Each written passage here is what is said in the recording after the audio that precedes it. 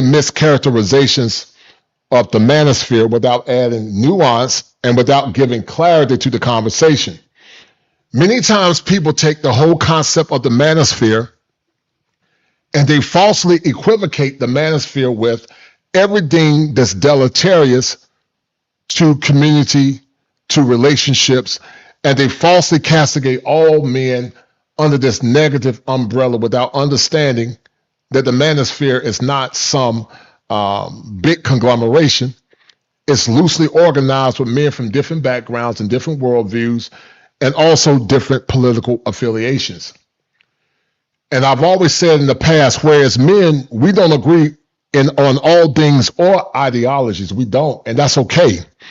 But we do come together as allies of a common cause, only to dissipate when the crisis is over. I've been saying this for the last 5 years. There's a crisis in heteronormative masculinity, and the powers that be don't want to see men free. They falsely equivocate all men under a negative umbrella, a negative equivocation, and they never add nuance or clarity. So the powers that be want to minimize and limit male sovereignty. And we're going to talk about today with Dr. L, Dr. Thunder, A Peaceful Life, and myself about how we all came to the manosphere. And I put a lot of time and talent and with time and energy into this show. So do me a favor, go ahead and go support Dr. L, Dr. Thunder, A Peaceful Life. And guys, get your wallets out and support this show. This is going to be an excellent show. I think I'm going to put it on members only afterwards. But we're going to break down this movie called Inside the Manosphere. Dr. Thunder, I think, has seen it. Dr. L has seen it. I haven't seen it, but I basically know what it's talking about. And we're going to give a very detailed analysis of everything and understand what the current culture and the current trends is trying to say as they're trying to not only minimize male sovereignty, but as we say in my professional and the clinical world, reduce the right to self-determination. So without further ado, I'm going to bring the brothers on. And we're going to break this thing down. So shout out to the one of the Gen X's, Dr. L in the house. Shout out to A Peaceful Life. And shout out to the Greek scholar, the theologian, the theological scholar, Dr. Thunder.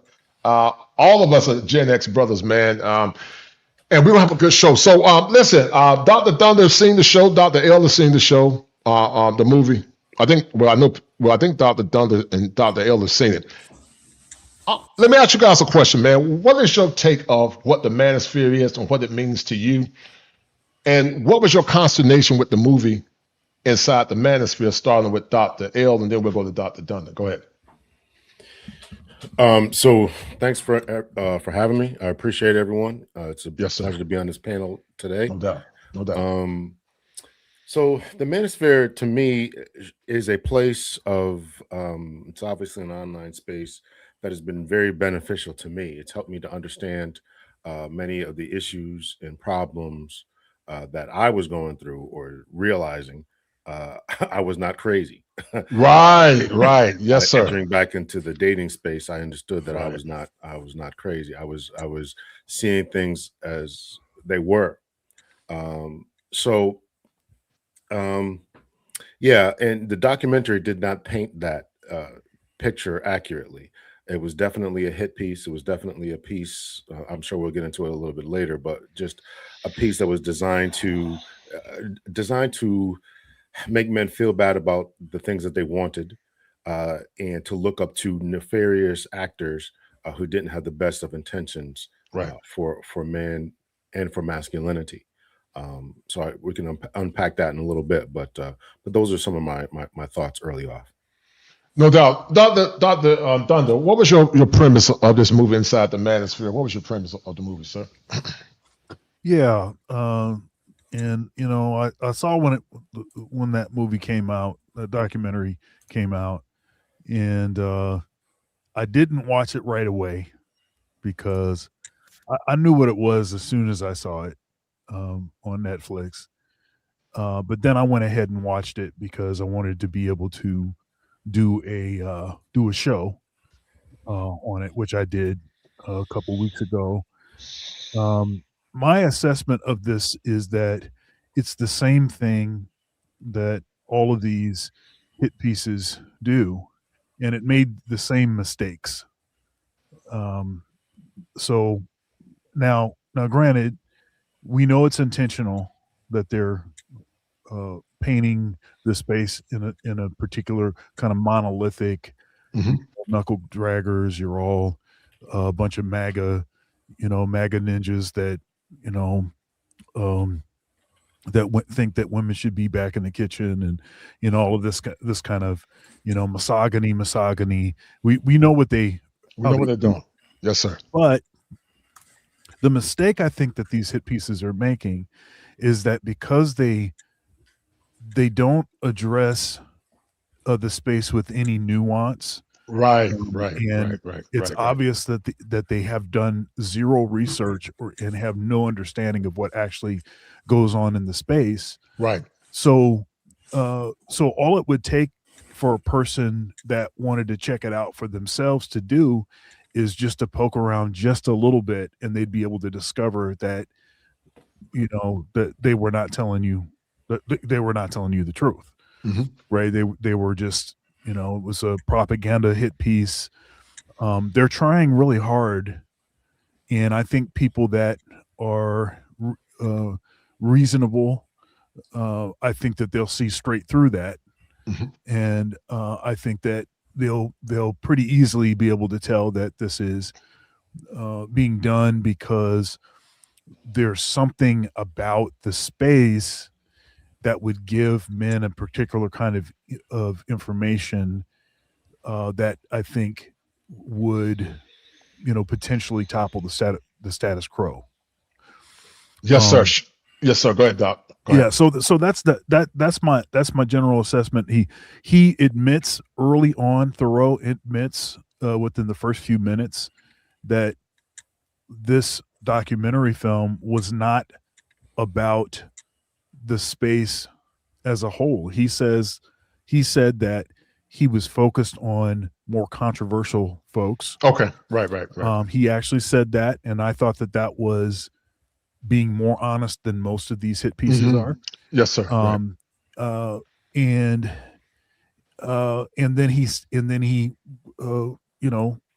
the folks that he, I'm sorry, the people that so the people that he was talking about, but then he also they made a statement saying that generally the space is not filled with people that are making these sort of outlandish claims and are hyperbolic and and like that.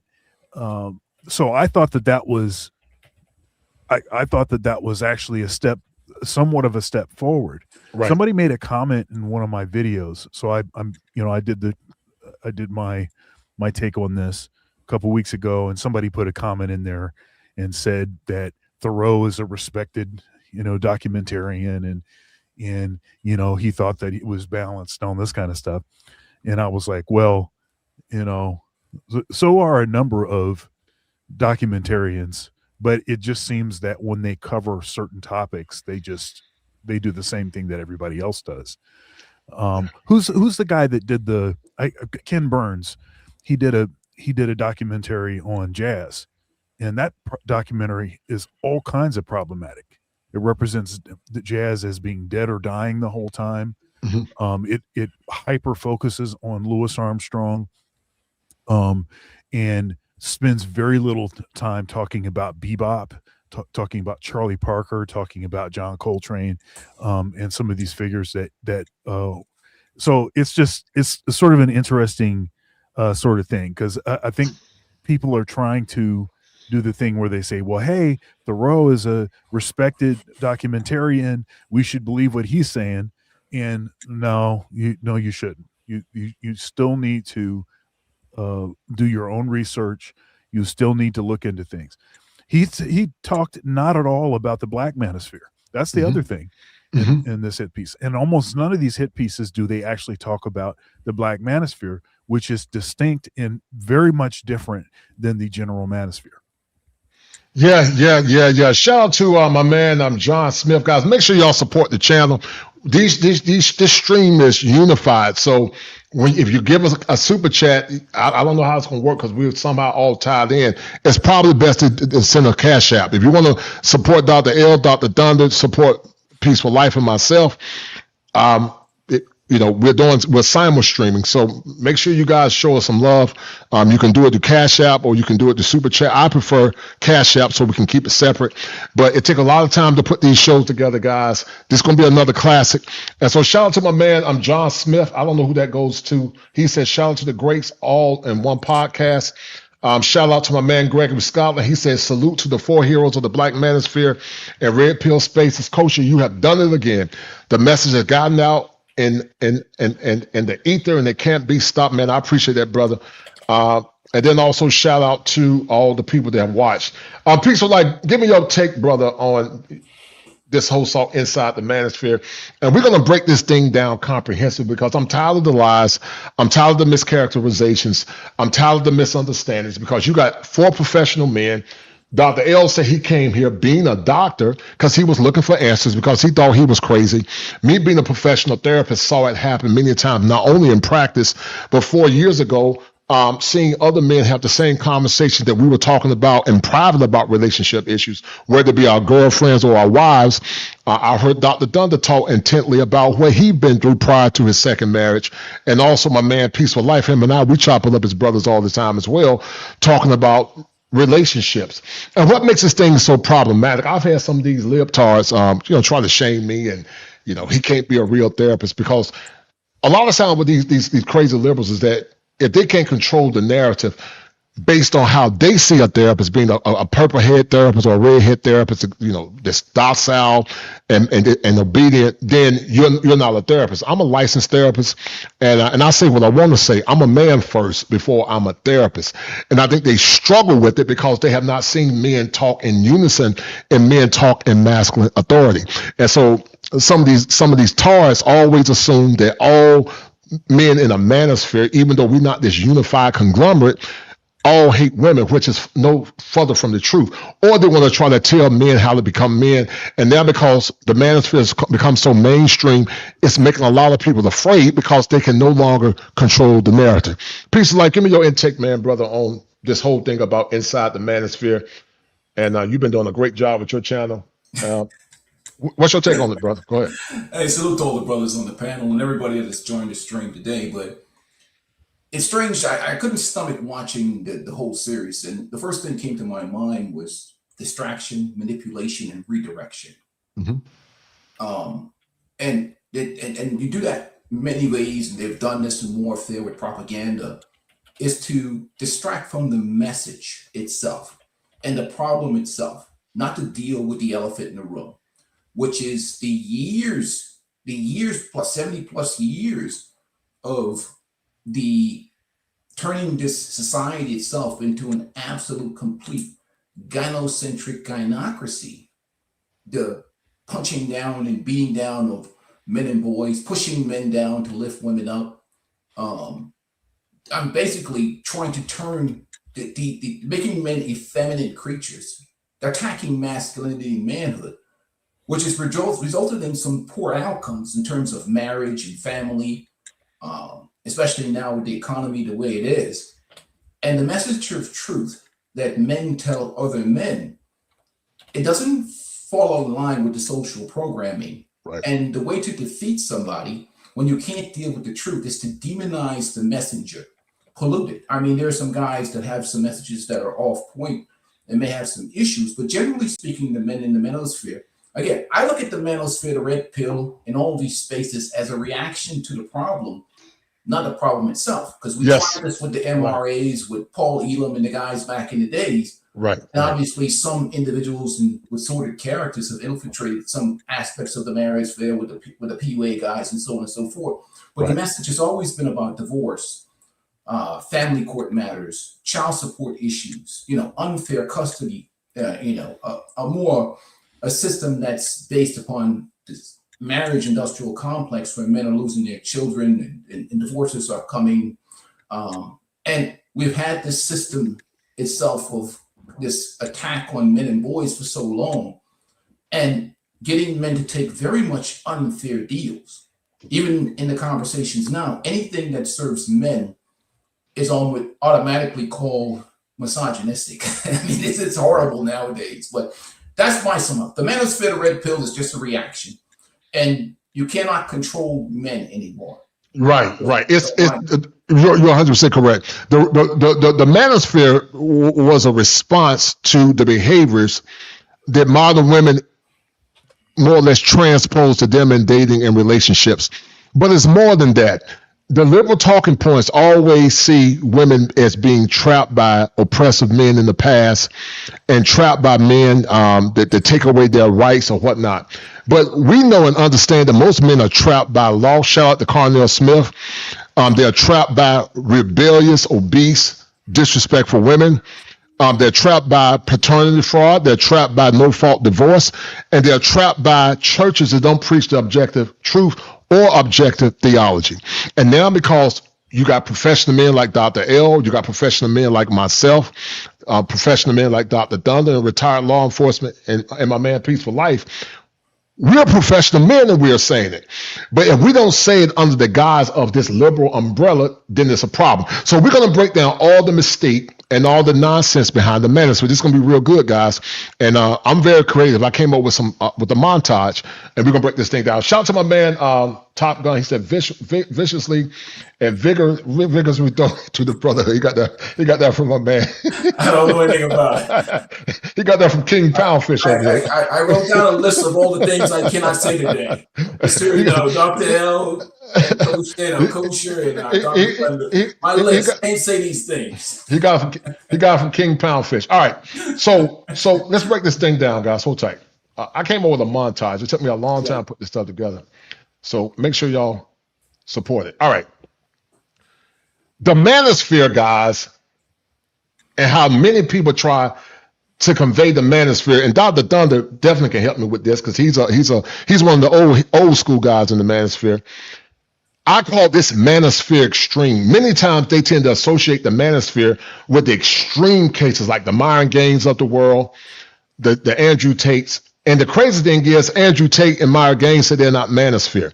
And so Dr. Thunder and I understand, Dr. L, you're a little bit new to the game. Peace of Life has been in it about 4 years. I've been 5. Dr. Thunder probably about 6 or 7 years.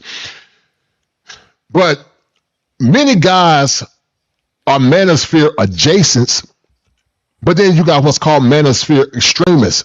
And what happens a lot of times, we saw a lot of these guys in the forefront in the beginning. And so when we came in from an academic perspective or a relationship perspective, but it was never from the extreme. I would say that the manosphere, mostly a bunch of moderates. There are extremists, but we're not part of no manosphere card-carrying membership where we got to adhere to guidelines. We are our own men that have different worldviews and different ideologies, but we all understand that there's a problem. But the manosphere extreme class would be the Myron Gaines, the Andrew Tates of the world, and they were either PUAs that more or less got on the internet and painted a narrative and more or less, said outlandish things for them to make money. They made millions of dollars off outlandish content. How would you respond to what I said, Dr. Thunder, about this first montage picture, brother? Go ahead. Yeah. So, Tate, I wasn't aware that Myron said that he wasn't manosphere, but Tate said he was not manosphere, and a number of folks that get highlighted as being manosphere. Matter of fact, in that the Louis Theroux hit piece, I think he said that. No, I'm sorry. It wasn't in that. It was something else I was doing. I mean, but many will try to put Jordan Peterson, and he's manosphere, like this, and it's like, dude, I mean, it's obvious that you don't know, and you don't know what you're talking about. The space is mostly, I think, as you said, a bunch of moderates, but you have a wide array of different political affiliation. Right. You have people that vote, people that don't vote, people that are married, people that are not married, people that are divorced, people that are pro-marriage, people that are anti-marriage. You have a wide array of different kinds of folks, religious people, you have people that are not religious, got atheists, you've got agnostics, you've got Islam, some Muslim brothers, you've got Christian brothers, and then with the Christian brothers, you have an array of folks. You have more sort of Pentecostal, kind of brothers. You have like non-denominational kind of brothers. You've got high church folks, like Orthodox and Catholic folks. But you have a wide array of different kinds of folks and different perspectives, different like, again, political affiliation. I'm I style myself as being a bit more of a centrist. I'm right leaning in some ways. I have some perspective.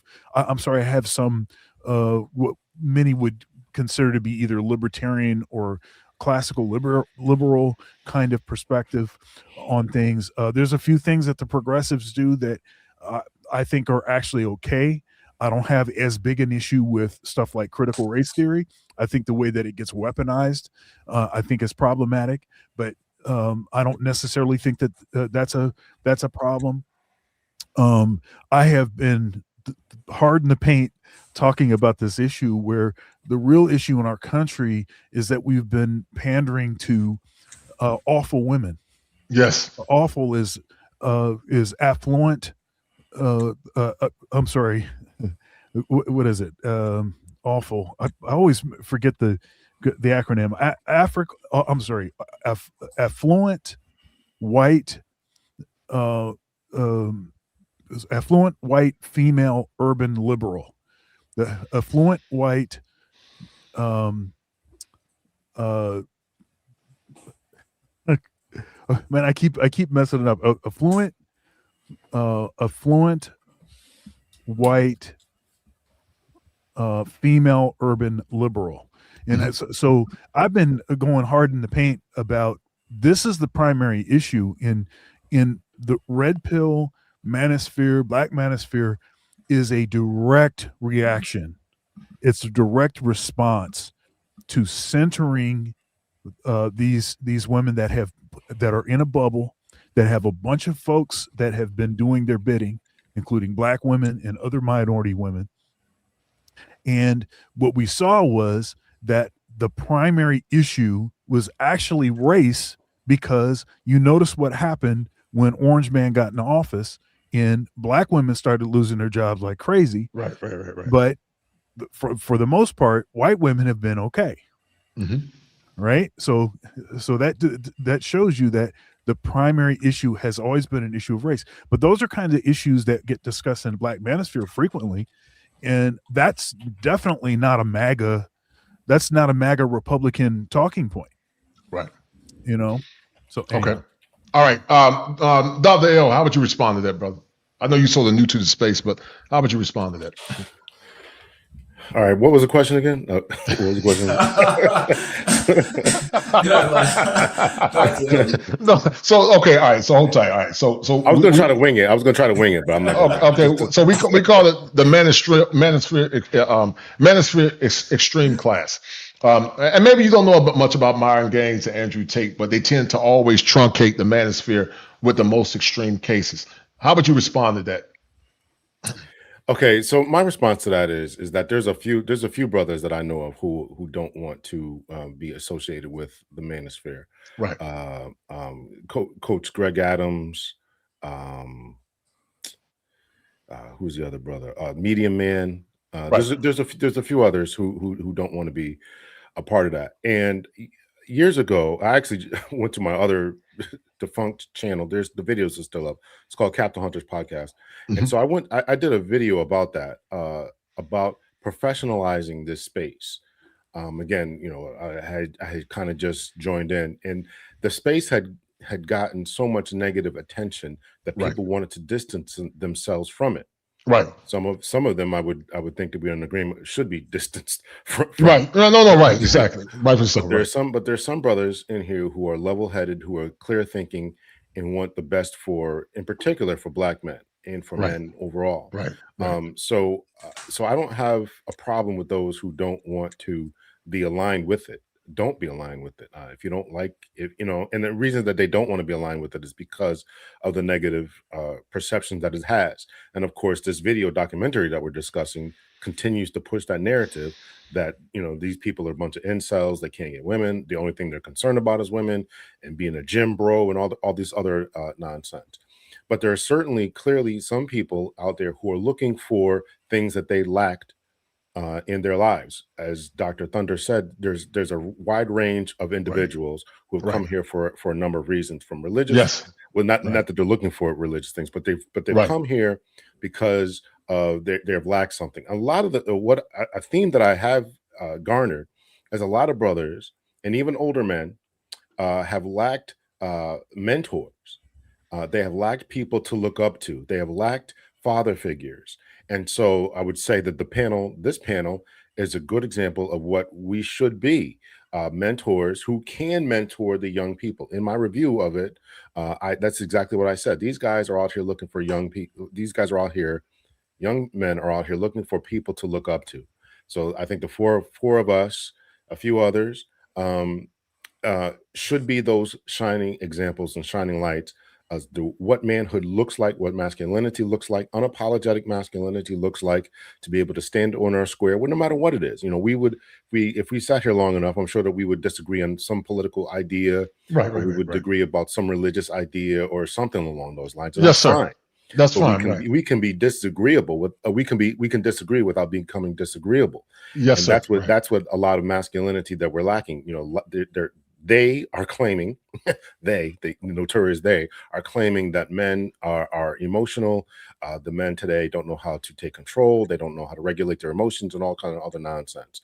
Well, they're looking at the wrong type of men.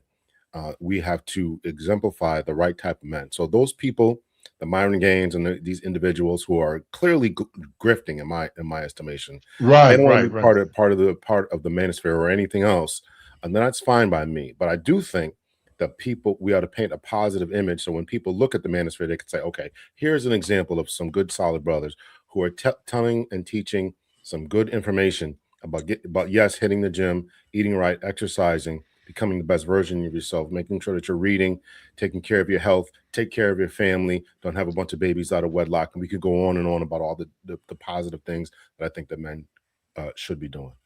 Yeah. Shout out to the white feminists passed the ball to the black women and they ran with it.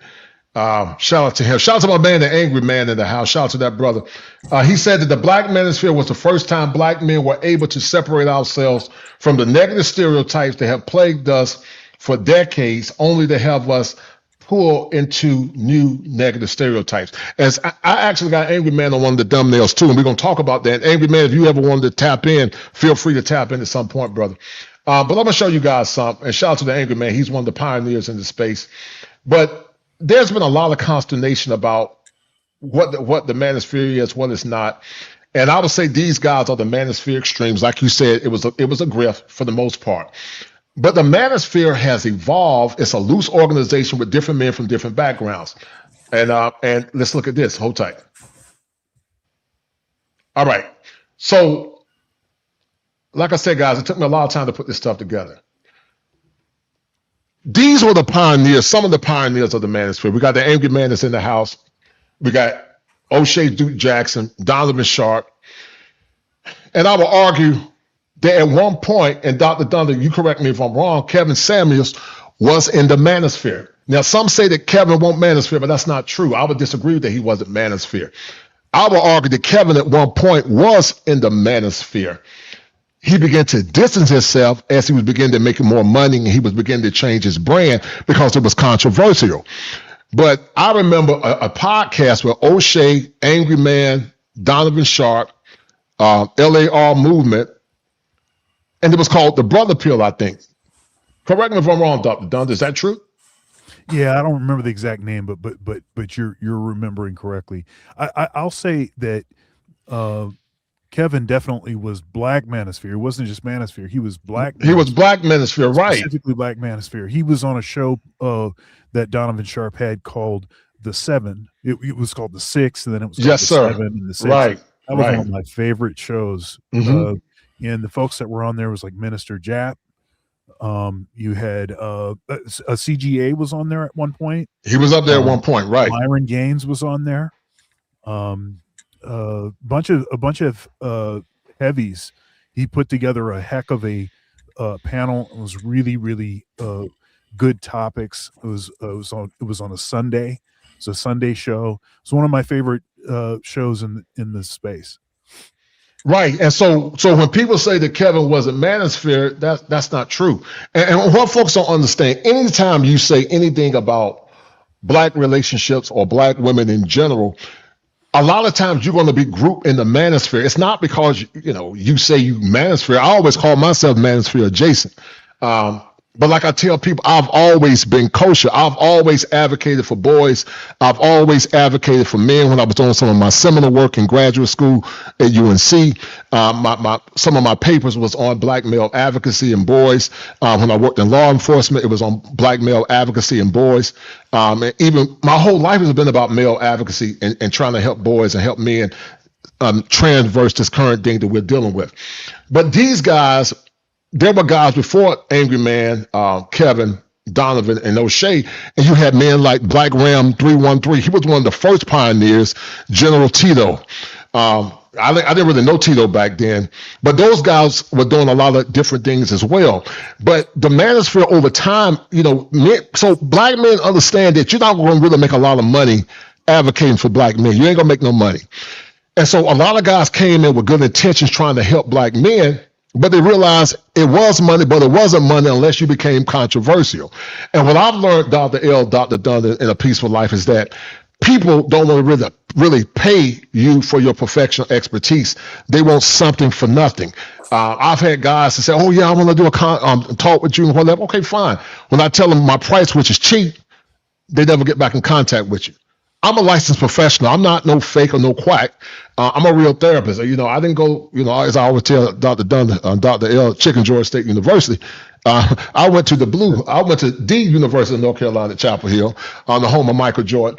And so a lot of times we tend to minimize the manosphere, but like I said, we're not no large card-carrying conglomerate of men. We're from different worldviews, different backgrounds, different political affiliations.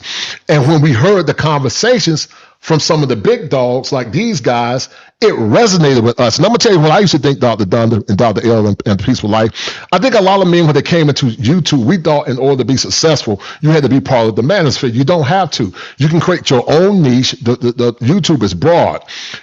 You don't have to be in no manosphere. And a lot of people disassociated with it because you had the extremes like the Myron Gaines of the world, the Sneakos, the Andrew Tates, even though he said he's not manosphere. I don't think. Go ahead, Doc. Yeah, so Solo, I just wanted to mention Solo TV 84. Mm-hmm. Solo TV 84, right. 6 or the 6. And actually Solo TV 84 is who introduced Myron and Fresh. Right. That's why there is a Fresh and Fit podcast. And Myron actually, he got his start by calling in to Donovan Sharp's show. Mm-hmm. And then he was a person that was regularly calling in, and then that ended up turning into something. So it's interesting. And look, I'm not saying what I'm saying to be exhaustive. There are a lot of people that I didn't say and that haven't been said yet. That's true. That are important to the space. I also will say, and to your point, I'm not officially Black Manosphere or any of that. I have collaborated with a number of folks. I interviewed Angry Man, and Dr. L and I have had collaborations. Me and you've had collaborations, and I interviewed Solo TV 84, Donovan Sharp, also O'Shea, and a number of folks, in the space, BGS, LAR movement. We had a show. LAR movement, right? Yeah, that's right. We had a show on. It was a Sunday show called Case Closed, and it was being moderated by Ike Ogiamian. And we used to know Ike Ogiamian, one of the sort of nicknames was Super Chat Jesus, because he was the one that was on Kevin Samuel's shows. He kept giving those $500 super $500. Yep, sure did. So the space is very diverse. It's a very diverse space, and you have a lot of folks that are adjacent to the space, as you said. I'd regard myself as being more adjacent to the space, but I think that the space is critically important. It's critically important right, for men to have a place where we can come and we can have frank conversations about the things that are most important. Politics, about relationship dynamics and religion. Those are things that are they're very important to me, and those are things that I frequently talk about on my show, with an angle towards the interest of Black men and boys. That I'm talking about those things in relationship to how they impact Black men and boys.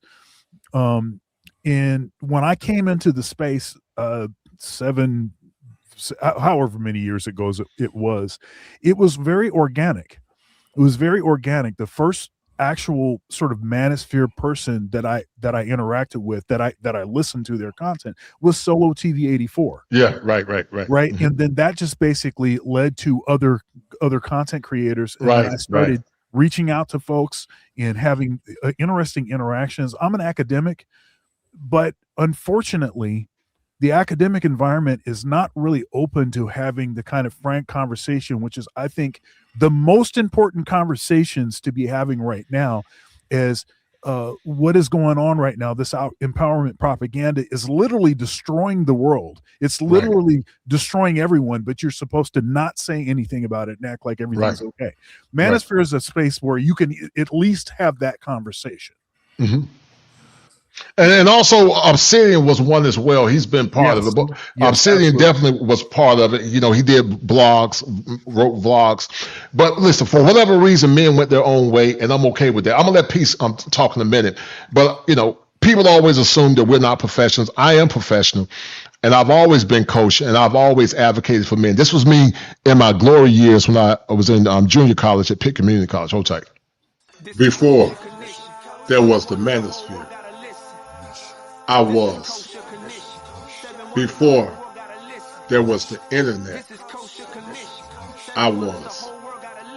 I was that Sigma male crying out in the wilderness for justice and equality for those that are downtrodden and broken, those that are voiceless. I was the kosher clinician before I was the kosher clinician on the internet. My plight and my war cry for justice and humanity is nothing fake. But I've always been kosher. And sit back and get this kosher fun.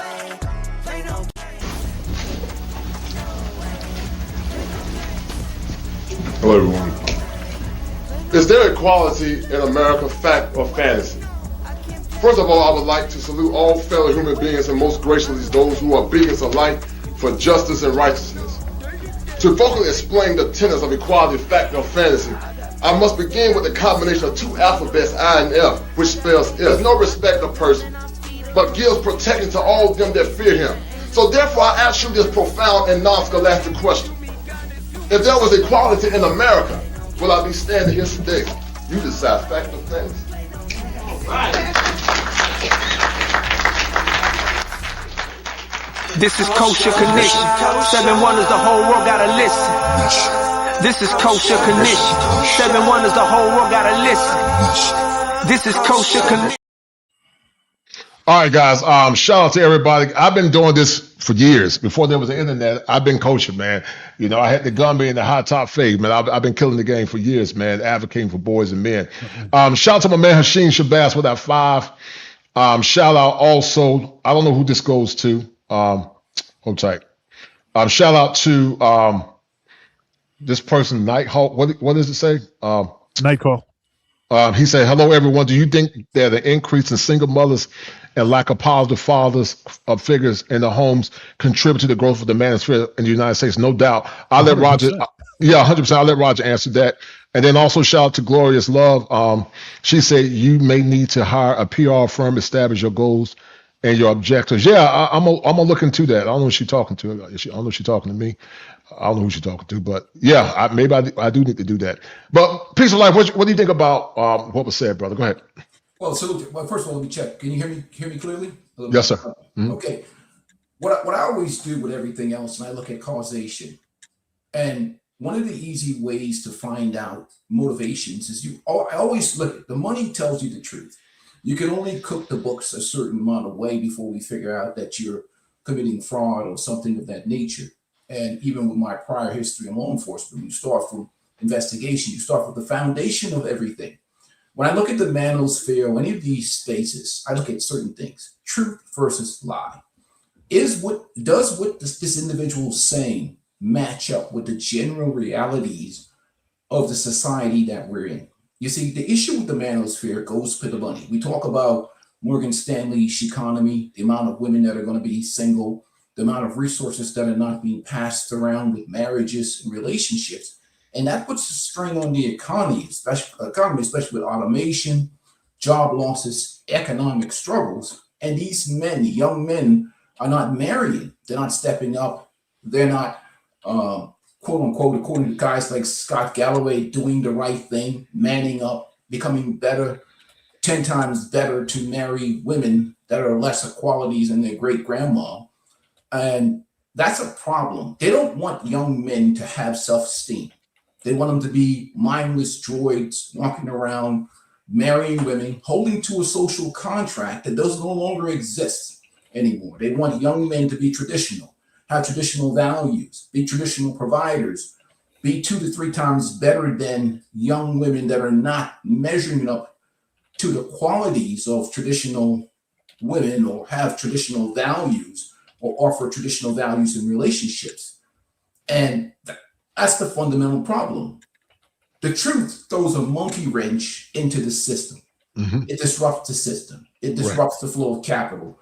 It disrupts the marriage industrial complex and everybody that profits from it, the lawyers, the people from child support, the state. Because if the young men are not marrying, we see what happened in South Korea. We see what happened in China with the high divorce rates. It is not only is a population problem, you have schools closing down, we have all these problems economically. So you can't attack women because women do 80% plus of the spending. And not only that, we live in a gynocentric environment. The Black community is basically a matriarchal environment. I have always attacked, and I've called many of the men, I've said they're led by women. I'm not going to say the word, the be-led men. It's a matriarchal gynocracy.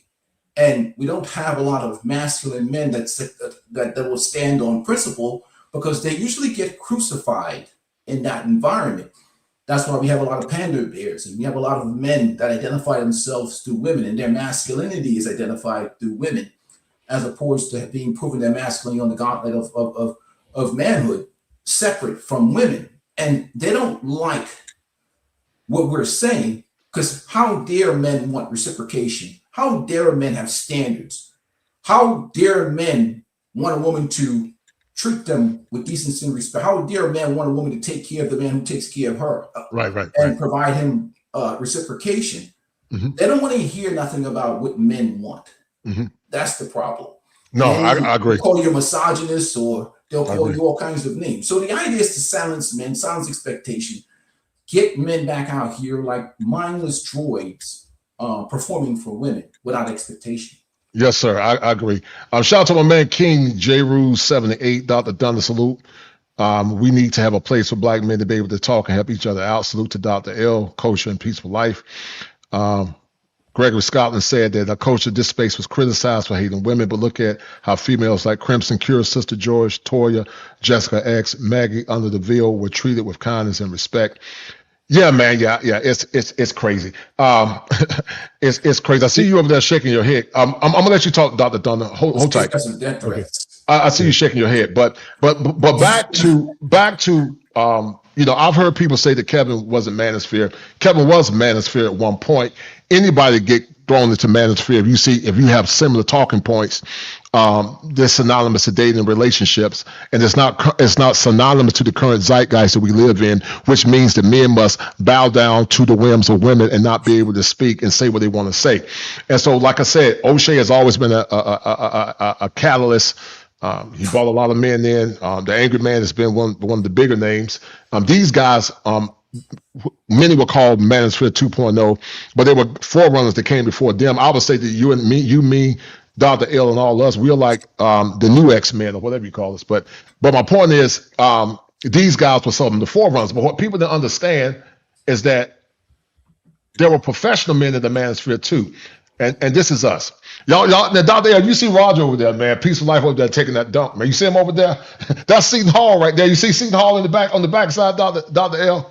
No, man. Do you see him, Dr. L? The guy Yeah, dunking the ball? Yeah, Okay. that's my boy Peaceful Life when he was back in the day, man. See, I said I had to give you this as a tribute and salute to my boy, my man Peaceful Life. But we got Dr. Thunder. We got myself, a licensed therapist. We got you, Dr. L, in the house. The Manosphere is also professional men.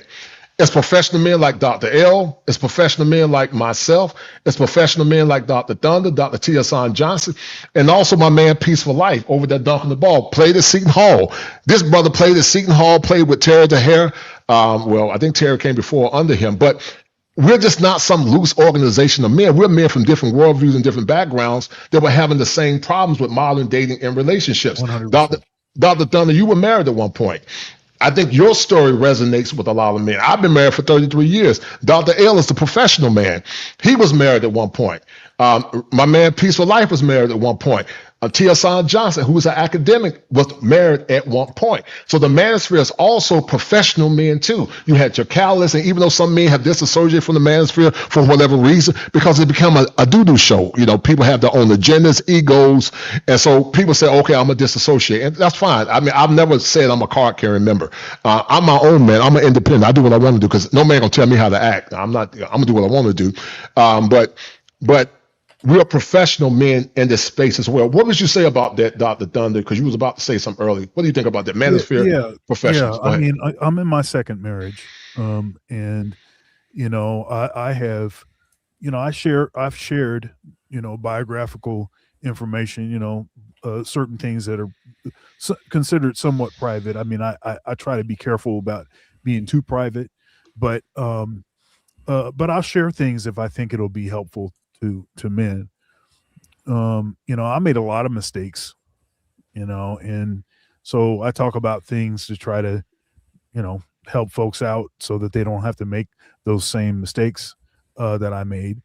But with respect to being a professional, I've been performing professionally as a musician since I was 9 years old. Right, I'm 51. I've been on national television multiple times. CBS Sunday Morning did a story on me when I was in college. Mm-hmm. I was on the Phil Donahue show. Oh wow, I didn't know that. I didn't know that. I was on BET Jazz Central a couple times. Mm-hmm. I've been in, you know, national papers and all this kind of stuff as a performer, and you know, and I went to you know, I went to college and got my degrees, and I am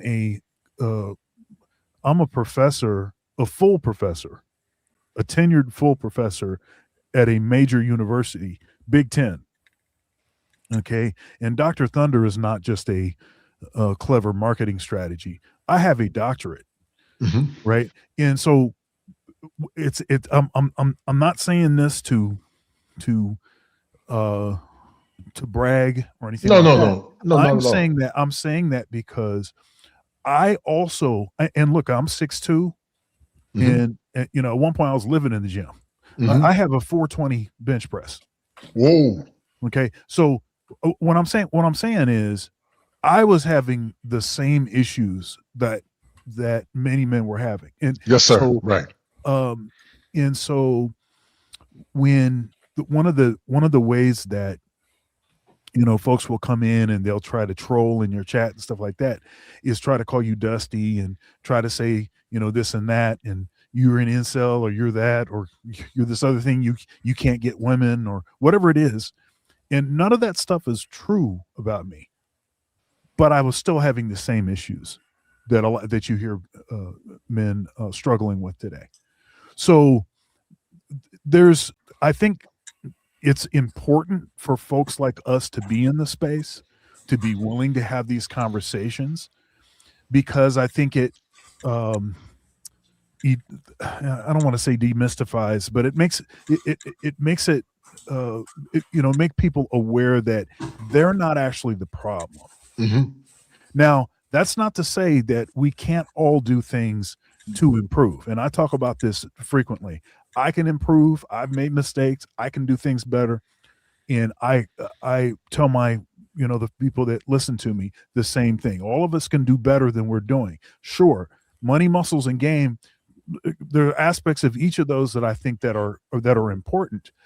But even if you do the money, muscles, and game, even if you do I have a prestigious position, I'm a tenured professor, I'm a this, I'm a that, you still are going to have the same issues. You're still going to have the same issues in this environment. And so you need to know how to navigate those, those problems. And if people like us will not have these conversations, I think that we'd be doing folks a major disservice. Yeah, Angry Man, if you're in the house, man, feel free to come up, man. I'm going to send you the link if you want to. If not, no big problem. This is only for Angry Man. If he wants to come up, if he can't, I understand. Dr. L, you are a professional. What do you think about these talking points? You're a professional doctor.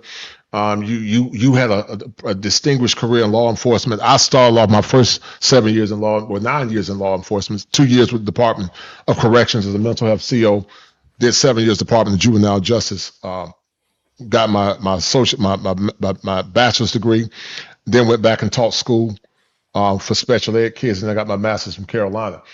But what you think about this? Because the Manosphere is also with professional men like Peaceful Life, being a former Big East ball player, Dr. T.S. Johnson, that was married. He talked about his struggles. What do you think about that, man? Go ahead, brother. Yeah, so this is what I'm saying when I say to professionalize the space. These brothers who have accomplished something need to be louder. And we're doing the best we can. I'm not saying that we're not, but we need to be louder to shout out those voices of people who are grifters, who are in it, just for themselves, and creating the type of messages that we saw in the documentary. They're negative, and they're, in my estimation, they're detrimental. These young men are impressionable.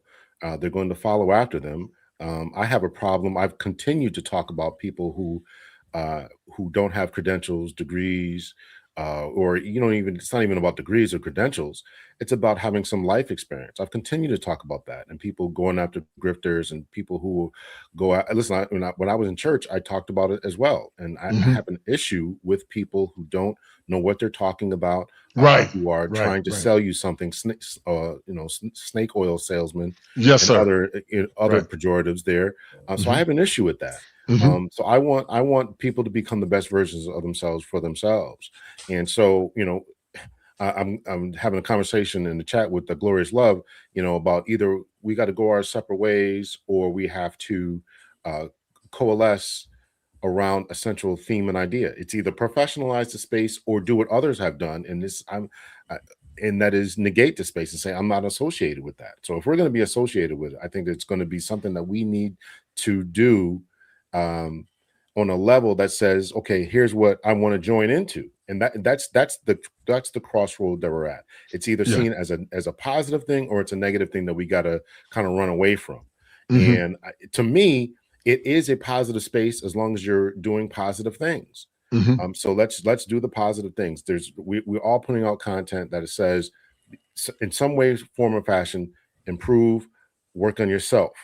And that's always been my message, and I think it's going to continue to always be my message, is that we need to improve ourselves before we point the finger at someone else and say what they're not doing and how these women need to do this and the government this. The first thing that we need to do is take a look at ourselves and understand and expect things of ourselves. So can't talk about big back women and you're not in the gym yourself. Right. No, I agree with you. I agree. We got to do what we got to do. Right. Yes, sir. So let's take accountability. Let's take responsibility, and let's get ourselves together first as men. And then I know that this is a trope, and it's an idea, but we got to step up more to the fact that if we see things going awry in our communities, then it's up to us as men to join in. And it's up to us as men to say, okay, here's where we're going to draw the line. You had a great conversation with the sister Marion last night. And if she's saying that, she was saying that, men need to learn how to do things or build things again. Well, take that as a critique. First, I was kind of like, what is she talking about? But then, as I thought about it, listen, can you change a tire? Can you sheetrock a wall in your house? And if you can't, then let's take a look at ourselves and say, okay, maybe this is something that I can work on to become a better person. Not just because a woman wants me to do it, but listen, I can save some money if I learn how to sheetrock my house. I can save some money if I learn how to paint. I can save some money if I know how to fix my own lawnmower. Small little things. So that type of thing, and then you pass that knowledge on to someone else down the road. So I'll end. Well, the only problem with that, which in theory that sounds good, but we're building things for women. They don't offer anything of substance to men. Men to build homes. So why are we? So no, I'm not saying to do it for women. I'm saying to do it for yourself. Gotcha. Okay, cool. Because even if you are SYSBM, if you become a passport bro, or even if you become monk or whatever you want to do, you still have the skills and abilities and the talents to do that. Now, if it comes to, I meet a young lady later on, and she can now benefit because of the place that I've gone to. So this is where we got to draw the line at. We're telling men to become the best version of themselves for themselves. Go to school to educate yourself. Learn a trade to educate yourself. Take a class at Home Depot to educate yourself. And therefore, you make yourself a better person. You become valuable to the community. When we talk about Kevin Samuels said it was really, it was like 6 things he said to become a high value man. I've always reduced it down to 2. Number 1 is money. And number 2 is to become valuable to the group. Ask yourself, are you valuable to the group? If I need somebody to help me with some type of music production or something like that, I got Dr. Thunder I can call. If you need some legal advice or some law enforcement advice, you can call A Peaceful Life, right? So they have become valuable to the group.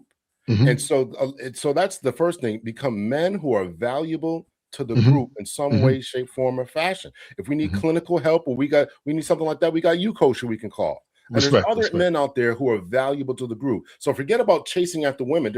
This is the focus I want to try to get away from. Is focusing on, okay, these women. No. We're men who are valuable to the group. Full stop. Okay. Go ahead, please. Go ahead. That's the real track I've been trying to keep it on. Is keeping men on the rail track of masculinity and manhood, and your competency being developed separate from women, being squared away, whether you have a woman in your life or not. Whether women should not be the objective of your life, your purpose and your competency. If you happen to, woman comes in your life and benefits from that, a woman that's following your leadership or signs onto your program, that's fine. But the problem comes is that when you add today's modern women into it as a reward, the whole plane crashes. Unfortunately, I got a whole bunch of homeless dudes I got to motivate. You know what I mean? I got dudes sleeping out of the old country buffet's trash can. When you just keep women out of the conversation till I reach to young men, we'll deal with the women later. Stay on the railroads. Don't add modern women as a reward, okay? And we're fine. Otherwise, we're going to have a bunch of homeless men, all right? And I'm trying to keep Scott Galloway them. If you want to deal with the young men, I can get young men to come out and work on an engine with me, help build an engine. I can get guys to go run 5-on-5. I can get guys to work on a science project and everything else like that. Just as long as you don't mention the women, you're fine with the young men. But as soon as you tell them they need to be better for these women, you might as well just go ahead and consider the plane crashed. It's coming out of the sky. No. I agree with that. I do agree with Dr. L about men being, but here's I agree with Dr. L what he's saying about men being useful and being industrious. But my only pushback, but not to Dr. L, but in general, after we do that for ourselves as a collective, some of these women think these gifts that we have as men is going to be given to them for free, and they want us to come to them and support them in the name of Black love and Black community. But I've always said many times that if you haven't been trained or raised to honor and respect men, I'm not giving you my free attention, my free time, or nor my talents for free. I don't believe that just because your skin color is Black, you part of my conscious tribe. I don't believe that. What's your take on what I was about to say, Dr. Thunder? Go ahead, brother. Wait a minute. What was the and by the way, I put a couple links in the chat there. Man, don't even worry about it, man. You in La La Land too. No. We're reading the chats, we're engaging and all that kind of stuff. So I get it. I also before Dr. Thunder goes, so I started a poll on my channel. So if anybody wants to come over to my channel, hit the like button, answer the poll, then come back to wherever you're watching in that. So go ahead. Okay, cool. Go ahead. Just don't say modern women. That's all. Don't sink the ship, guys. Don't crash the plane. Well, I will say this in with reference to the doing things for yourself. I actually, that's a talking point that I tend to resist when I hear women make it. Hey, girl, just do this for yourself. Learn how to do this thing for yourself. Don't do it for a man. Don't do it for anybody else. Just do it for yourself. Learn how to do it for yourself. The issue that I have with it is it comes off as being a selfish thing. So the way that I frame that same idea is you do it for something greater than yourself. So because if you're fit, if you're taking care of yourself, you're eating right, you're learning new skills, everything else, that puts you in a position to be able to do something for other people, to be able to provide some service to other people. And also, since if you think about what the natural order is, God over man, man over wife, wife over children, men are to be on their purpose. And so we are to develop everything that we have as an act of worship.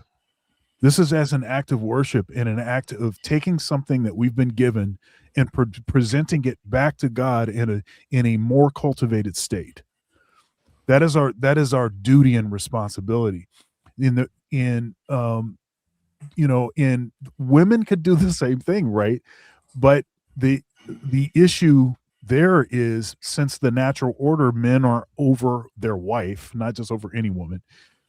If a woman is doing those things, these positive things, she could actually be doing those as a way to serve the person that is above them. And I know that's like, we're not supposed to talk about that. We're supposed to act like everybody's on the same level.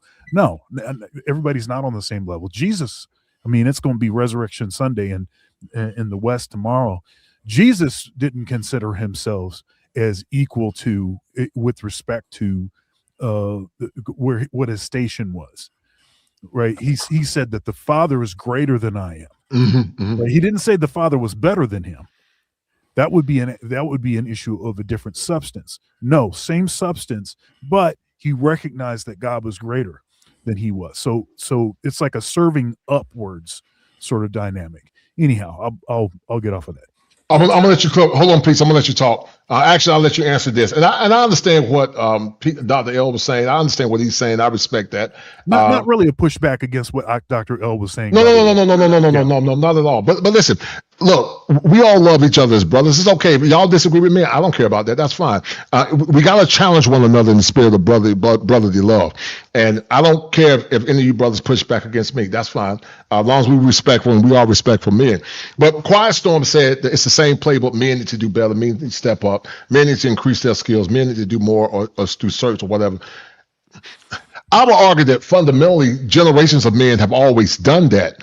I would even argue now that men that cannot build things with their hands, they still build things to show their love for their wives. They might cut the grass or they might do whatever. And it's never enough. And then on top of that, we're doing all this building and trying to be supportive, even though we're doing it for ourselves. I get that. But what kind of quality of women are we getting that would deserve that kind of service that they're asking for? That would be my major point of contention. Go ahead, Peaceful Light. Go ahead, brother. Well, that's the thing. Like what Dr. Thunder said, I totally agree with him. In an idealistic environment, in a moral idealistic environment where men and women are held to a social contract.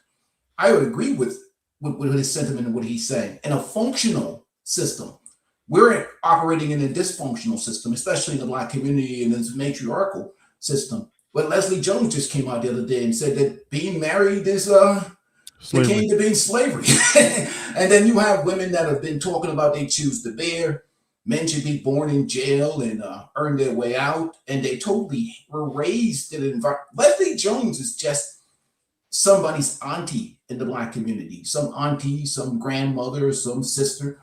And I actually salute her for having the courage to tell the truth, because she can afford to tell the truth. So we're asking lions to prepare themselves to build a kingdom for hyenas, which is very dangerous. We're different. The male lion can't tame a hyena. We are two functionally different groups. Now, if we want to start a new society with a new tribe, with a new moral code, I totally agree with Dr. Thunder and Dr. L.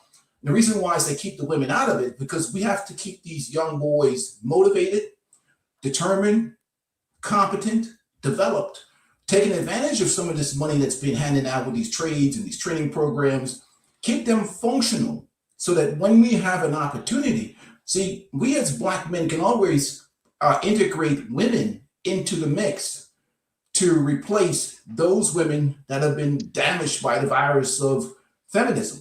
We can build our own society. It's the men that can build. We can pull women from anywhere that are going to get on the program that Dr. Thunder is talking. But first, I have to save the young men first. I don't think I maybe you didn't hear what I said. You didn't understand what I was saying, or I wasn't clear about expressing it. Right. I'm not saying do this stuff for women. Right. I'm just saying, rather than doing it for yourself, you're doing it to serve a higher purpose. So men on their purpose we're out here doing things that we've been designed to do, following a calling. If you look at Adam, as in Adam and Eve, Adam had a purpose, and it didn't have anything to do with Eve. Right. That came way later, and that was in our case, it would be something that we would select. So I think what I'm saying is totally compatible with what it is that you're saying. I don't disagree with what you're saying at all. Right. Yeah, I think we're probably on the same page, but I think what happens, we're dealing with life support, and when you're dealing with first aid, and when you're dealing with we gotta get breathing going. We gotta get some heart breaks going. We gotta get that heart beating again. The issue fundamentally is we cannot have a bunch of young men completely check out. Mm-hmm. That's the dangers that I'm concerned about. Dr. L, I want you to answer, read this, brother. Shout out to Night Call. He said, Dr. L, most of the quality skills that make a man, would you say is something that is taught, demonstrated to boys? If no was around, how does, I don't know. Okay. I'll let you read that, brother. I think that's for you. But what do you think about what Quiet Storm said? And then this goes back to the Manosphere upper and also middle class, because there are upper class, middle class of Black men. They have the same sentiment as what Quiet Storm is saying. And I carefully curated this. It's never enough. You're a professional man, Dr. L. You share what you want to share about your relationships in the past. But what you say is a competent, educated man that worked in the police force, now as a doctor and also as a professor. You being a professional man, did you feel like there were times that your good was never good enough as it relates to the sentiment of the Quiet Storm? Go ahead, brother. All right, man. You're packing me down with a lot of stuff here. Okay, so first, all right. Well, it's loaded. Okay, it's loaded. It's loaded. You're right. And I apologize. I think I got it. It's low. Okay, go ahead. Hey, Dr. L, don't upset the ladies on your channel too, Dr. L. Don't upset those ladies. You gotta go back over there. Just remember that. I gotta keep the super chats covered. Man. I gotta keep the super chats covered. Your emails. Check your emails. Right. Go ahead. So first, Doc. Dr. L, most of the qualities and skills that makes a man, would you say it's something that is taught and demonstrated to boys? If no one's around, how does a boy learn those skills? All right, so here's exactly what I'm saying. I think we're all saying the same thing here.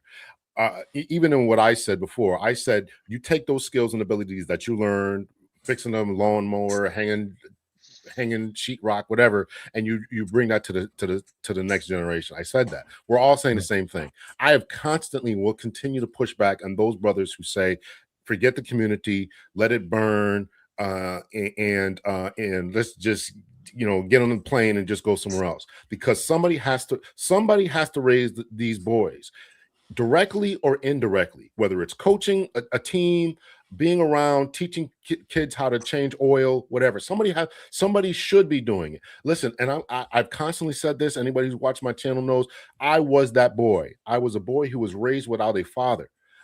It was the men in church who helped me to get to a certain place. It was me going to the boys club, getting into fights, and the older kids schooling me about things. It was me at my summer camp, when my mother was able to afford it, having male figures. I needed that. I had strong uncles. I needed that type of guidance. So this particular question of what makes a man, listen, sometimes it's not there. And even after all of the issues and systems that I had been through, that I had lived with, as far as my uncles, the church, and this and that, I still, when I went to the police department, felt inadequate. I felt inadequate and I felt unprepared for life. I became a supervisor of, I tell the story all the time. I became a supervisor at the age of 27. At the age of 27, I'm a sergeant in a large police department. And now I have to tell cops, white male cops who had been cops for 30 years. I'm 27. They had been police officers for 30 years, that their report was incorrect, that the report wasn't right, or do this, go stand over there. So that was an incredible amount of anxiety on my part. So I needed male guidance about how to navigate that type of world. Mm-hmm. So a lot of my education, the reason I went back to school is because I needed to increase my own level of self-worth, own competence.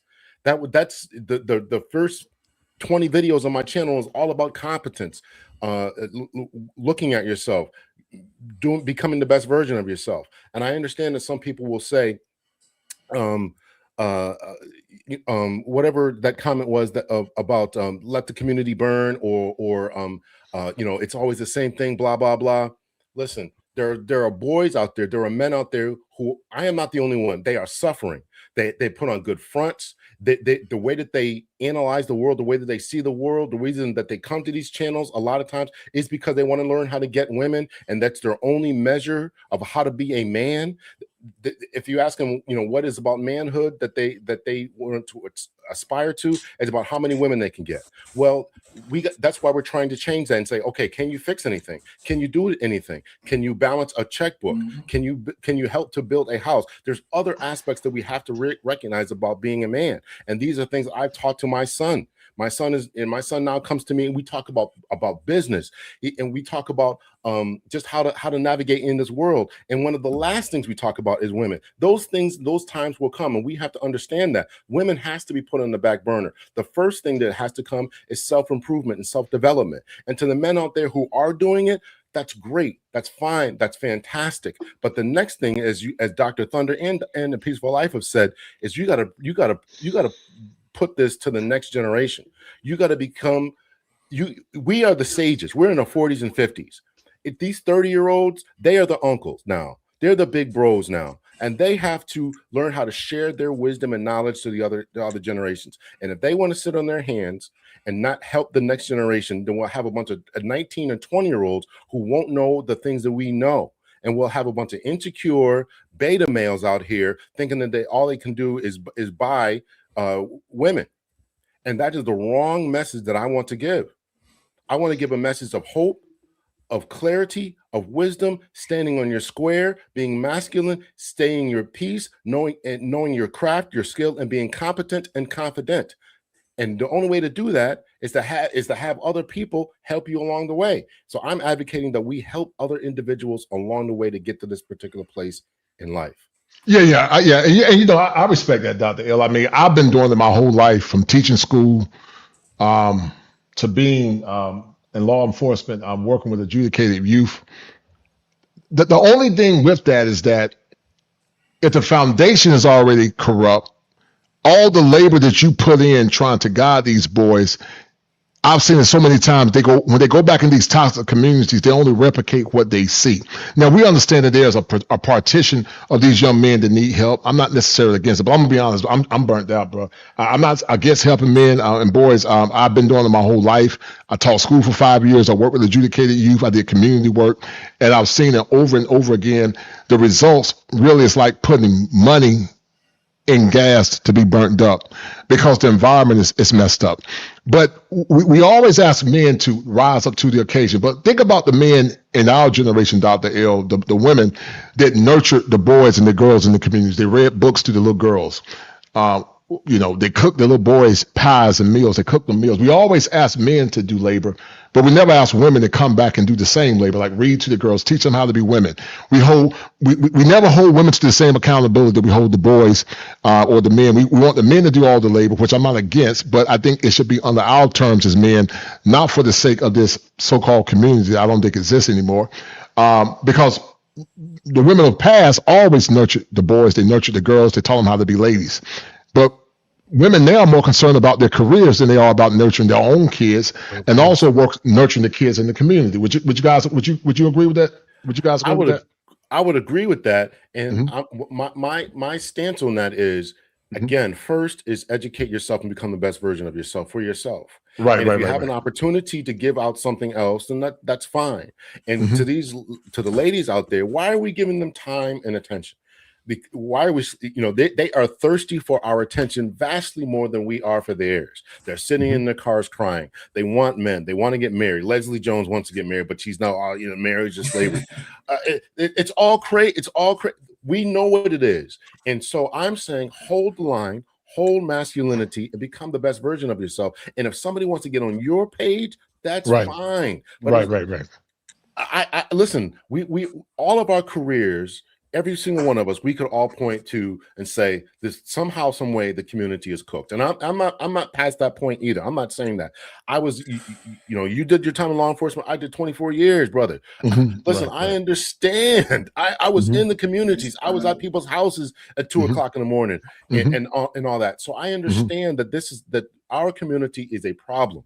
But one of the first things we have to do is take responsibility for us and for who we are. And if the Manosphere is going to help individuals, we got to decide what we want to do as far as this Manosphere. Is it going to be a community or not?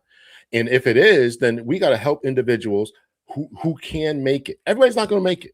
I get that. I'm not delusional. Right. Everybody's not going to make it. Everybody don't want to hear this message. Some people are going to say, "Oh, forget it," or they're going to hear the message and they're going to run back to the community. I understand, taking certain items, people out of certain places, but you can't take the place out of them, and they got to go back to their home environment where the mother's going to be overbearing. Listen, I'm not unaware of that, but I am saying we can plant the seeds, and hopefully some 15-year-old will say, who can watch this and say, "Hey, you know what? I didn't have a dad, but these brothers up here, Dr. Thunder, A Peaceful Life, Coach Clinician, are doing something, and I want to be like this." I know young brothers today who are in their early 20s still binge watching Kevin Samuels. That's true. That's true. Very true. Why are they doing that? Because they want that message. That's true. I agree with that. Put the message out there. Yes, sir. I totally agree. Shout out to my man Justin Moore for that $20. He said, "Thanks for the information, insight, fellas. Keep up the good work." Shout out to Justin Moore. Thank you, brother, for showing love. Also, let me read this other super chat. I want to share some more because I got a lot to get into, guys. And then also shout out, I don't know if this is Dr. Thunder. Is that one of your people, Dr. L or Dr. Thunder? Men have always been traditional, from being active dads to being better than themselves, but no matter what today's modern women think, men aren't doing enough. And I agree with that sentiment.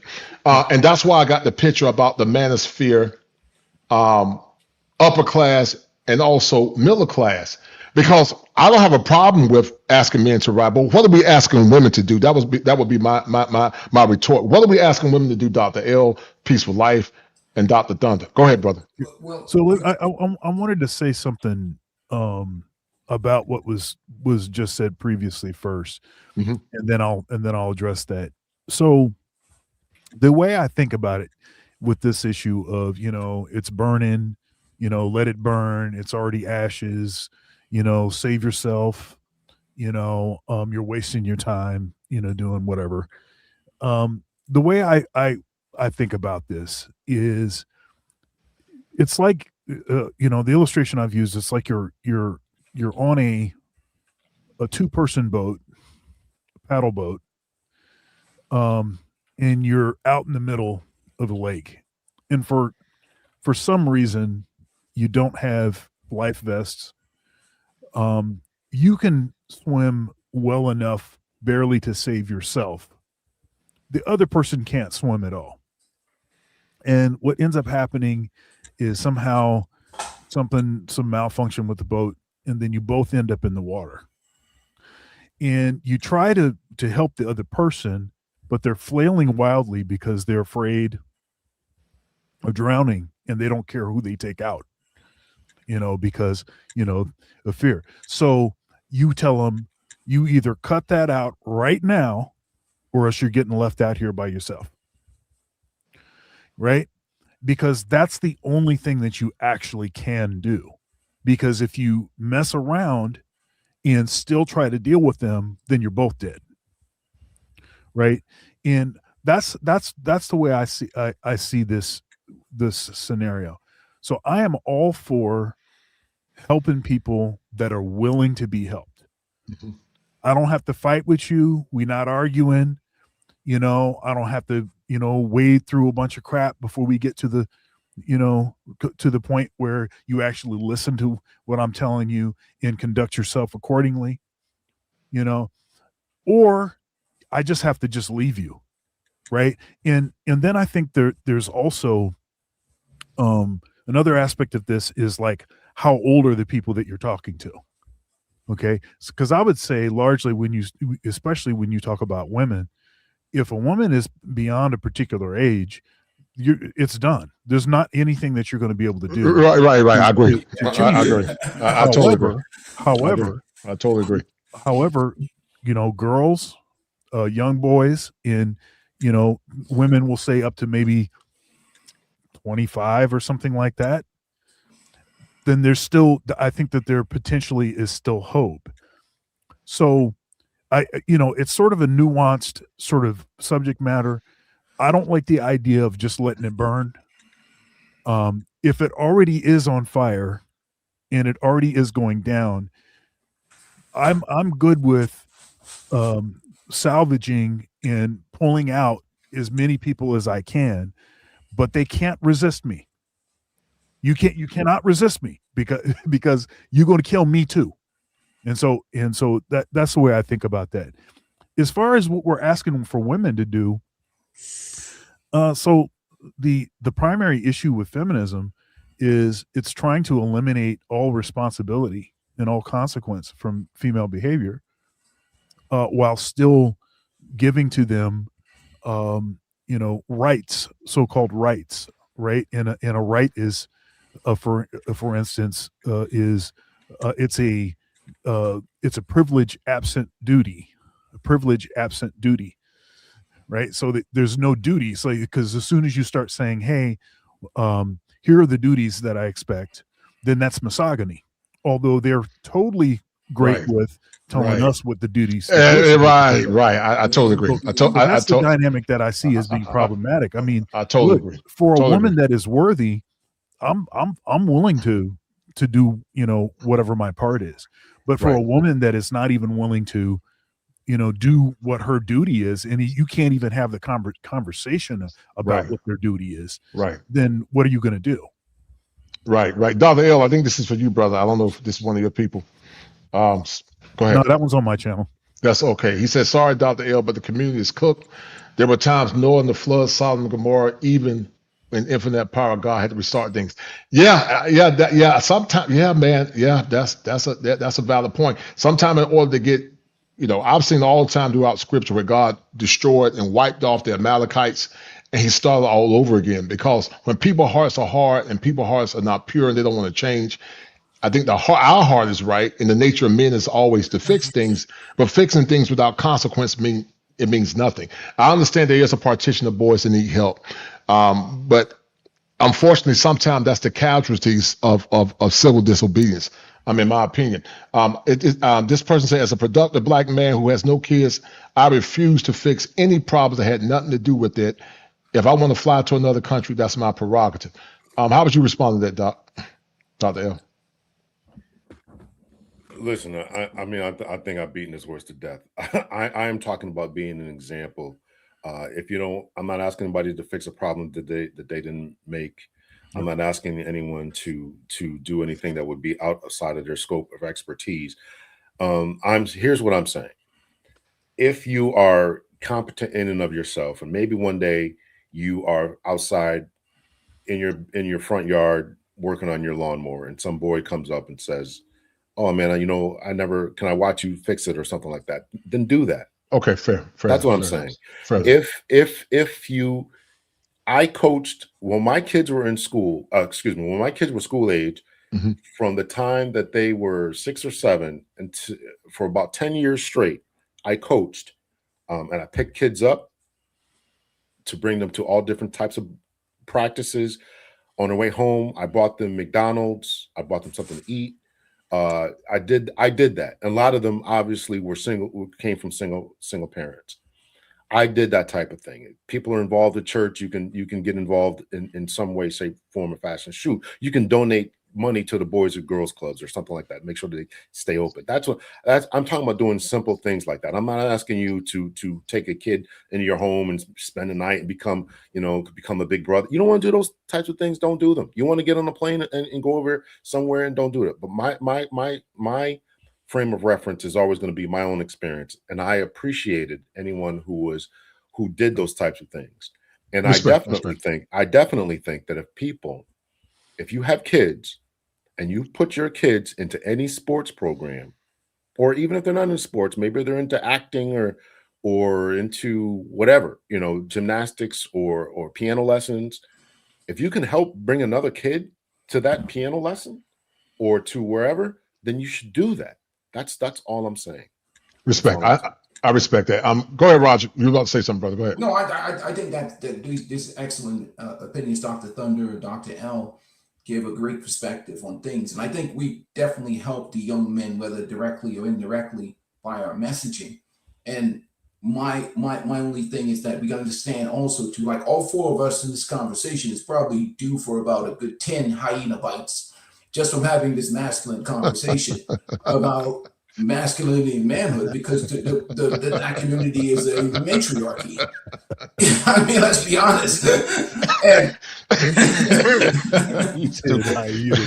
10 hyena bites, man. You're funny, man. A piece, each one of us. Not 30 lashes. How many lashes Dr. Thunder gonna get in Dr. L? No, Dr. L, I'm gonna get about 40 lashes, man. I don't know how many lashes Dr. L gonna get. Get the crap bit out of you talking this nonsense. Because the only message that's why the panda bears are so successful in the community, is because they put forth the message that's approved by the matriarchal queens, which is that many-ish men are trash.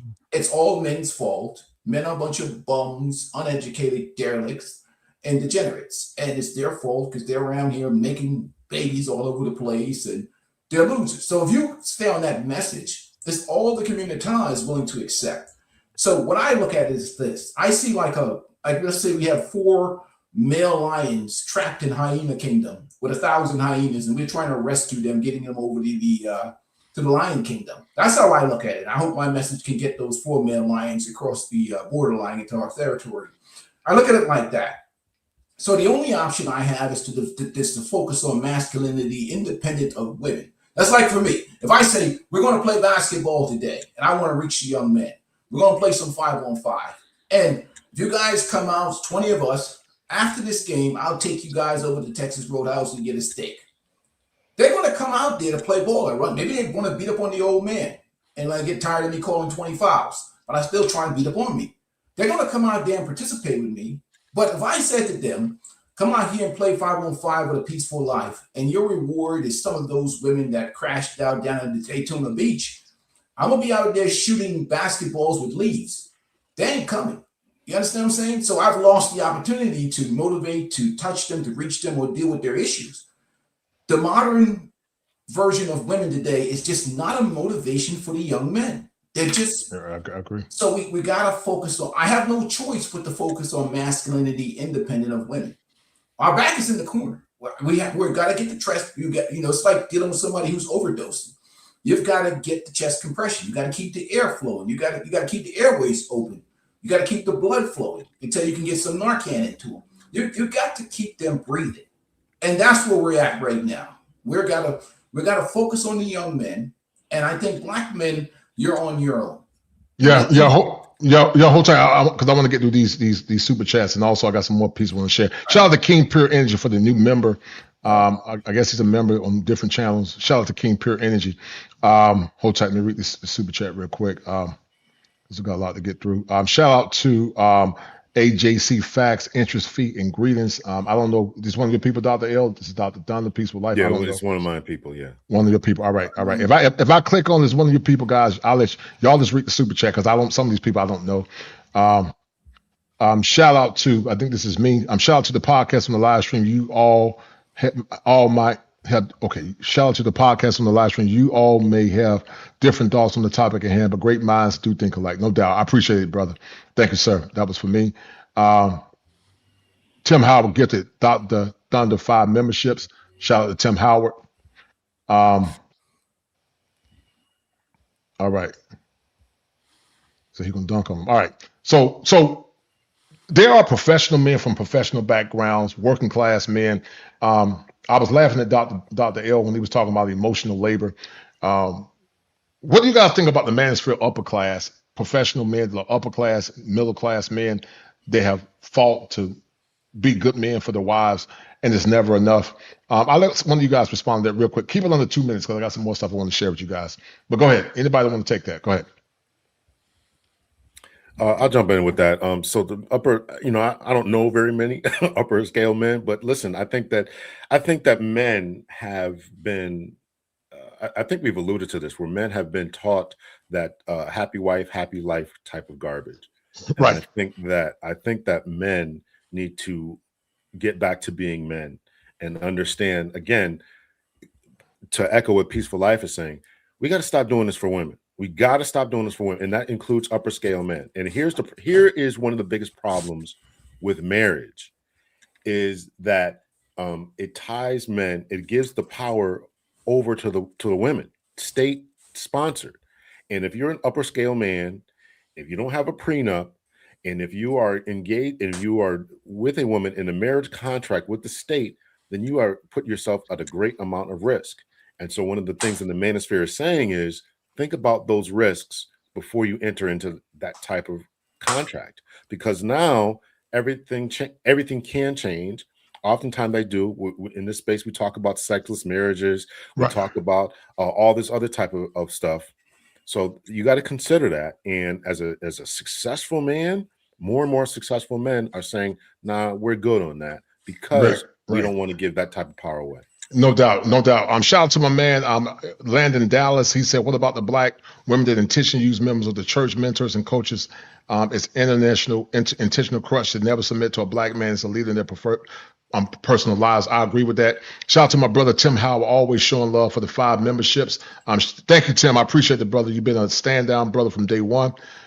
Shout out to Dr. Thunder. Shout out to Tim Howard also for gifting a Peaceful Life 5 membership. Shout out to him for showing Peaceful Life, giving him 5 memberships.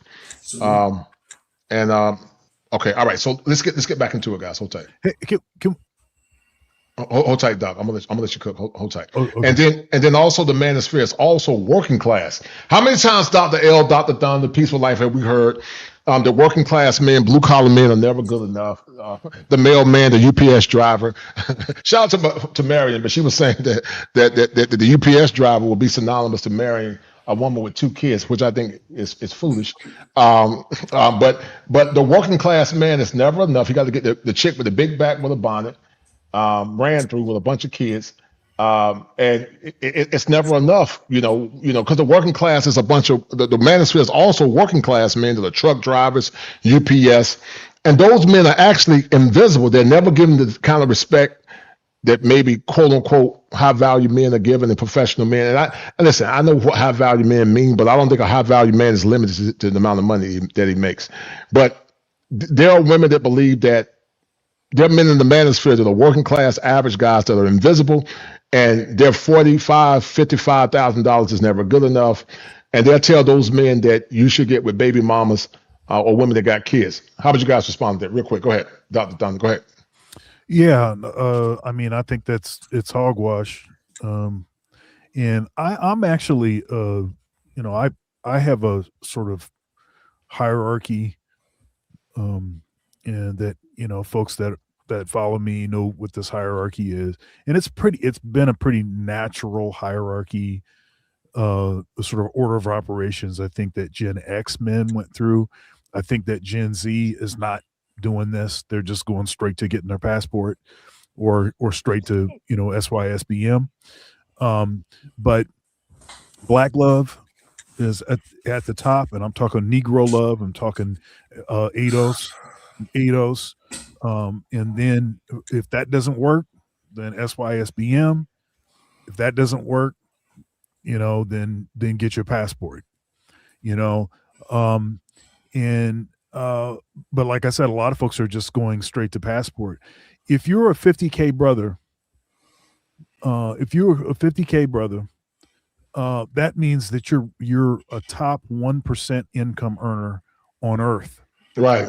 That means you can take that's folding money anywhere else on Earth. And if you are have the kind of skills like a digital nomad, if you have those kind of skills where you can work anywhere, then I would say that would be a good option. There's a lot of toxic stuff that is being said on the internet. There was a comment earlier, and it was something to the effect of, social media is making XYZ worse and this kind of thing. And sort of, I think really what social media is doing is it's kind of giving us a clearer understanding of what's actually been going on the whole time. And also I'd say that much of the content that gets characterized as misogyny is a pushback. It's a pushback against the environment. And so I would not say that that social media is artificial per se, or is the source of the problem. I'd say that there's the social media, and there is regular interactions in the quote unquote real world. Both of them are actually real places, but the rules are different. Mm-hmm. Right. And so you just need to understand how to interpret the messaging. Yes, some things will be more hyperbolic, but what I think really is actually true and is more honest probably on social media is the comment section. Mm-hmm. So even if stuff is framed in a more hyperbolic sense, when it comes to the comments, those are real people, and maybe they don't think that, maybe they think that they have a sense of anonymity. Yep. But they're really actually saying things that they actually think. Mm-hmm. And so all of those likes that that toxic messaging is getting, and all of the "you go girl" and ninjas are all dusty, and all those sentiments that are regularly in those comments, I think that stuff is totally true. Mm-hmm. So anyhow. Yeah. And so, blue collar working class men are not good enough.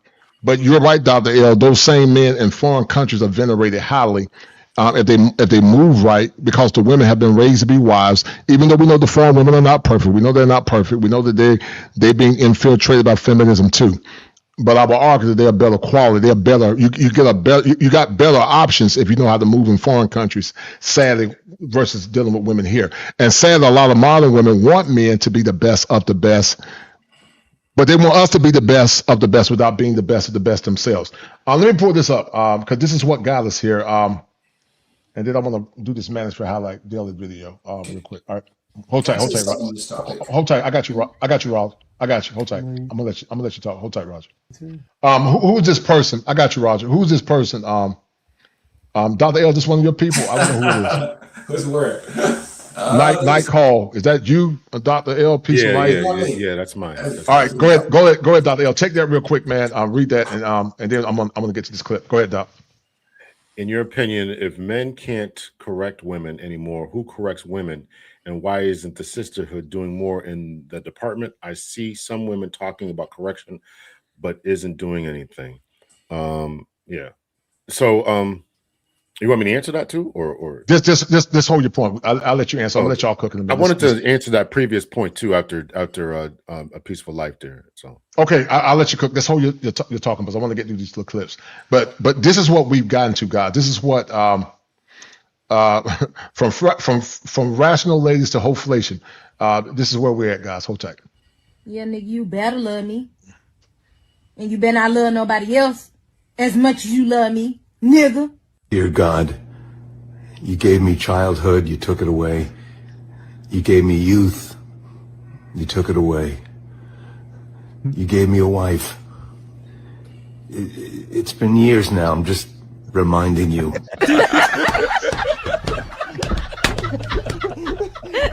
To all my sisters, listen carefully. A real man will buy you gifts, give you money without expecting sex. And that man is your father. Do you know why I pulled you over? Officer, if it's about speed, I was running from my wife. Why? She said we need to talk. So hold tight, because I remember you were talking about emotional labor at one point. But hold tight. Let me get through it. Hold tight. How tall are you? How much do you weigh? How much money you got? How many bodies do you got? What's your credit score? Do you have any student loan debt? Do you pay all the bills? Do you cook and clean? How big is it? How wide is it? Check. Doctor. All right. All right. Go ahead, Roger. Peaceful, like, go ahead, and then Dr. L, you can give your point. Go ahead, brother. I just want to get this message out, really, because I think what the issue is, and me and Dr. was talking about men focusing on themselves, is what I try to communicate to men.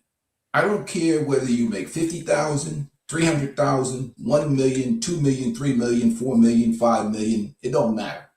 A male lion cannot lead a hyena. I don't care what you've seen it with Will Smith, you've seen it with Tyrese, you've seen Leslie Jones just mounting off. Pick the right species of woman. The 10% women that are part of the Lion King, the lionesses. They're rare, they're hard to find, they're difficult. And the older these women get, these difficult old women out here, the ones that want to spend your money and keep their money, they're some of the worst ones. We need to focus on the younger generation when it comes to dating relationship. And lastly, the women in the Black community, I don't even want to say that, but they vote on policies: feminism, women's empowerment, LGBTQ. Black men is the last on the list. I totally agree. Only needed when necessary as resources and baby makers. So understand the position, and I understand why the young men feel the way they would. That's why I say, let's take the focus off of them. Let that side of the, I'm sorry, Black men are on their own. I'm sorry. The women work against you, and they're anti-family. If they're not deleting a bunch of babies, they're talking about messages that are pro-feminist, white, liberal ideology. I agree. I agree. Dr. L, go ahead. You were about to say something, brother. Go ahead. Just to echo kind of what Peaceful Life was saying here, to my thought process about the truck drivers or the blue collar workers is, listen, you guys got to go outside and touch grass. you guys got to go out, and not I'm not saying you guys, but I'm saying men out there. We got to get out there. I just came from DC, and I'm seeing people like all these different monuments and stuff, and walking around these different museums, and there's short guys with women, and you just, I mean, this whole, and as Dr. Thunder said, if you're making 50K, you're in the top 1% of earners for the planet. There's other women out there, if that's really what you want. But this whole idea, I can't get a woman because I'm a truck driver, I can't get a woman because I work at UPS. There's women out there who would definitely get on your program. Stop focusing on these other people. And believe me, when I was in DC and I saw some beautiful sisters.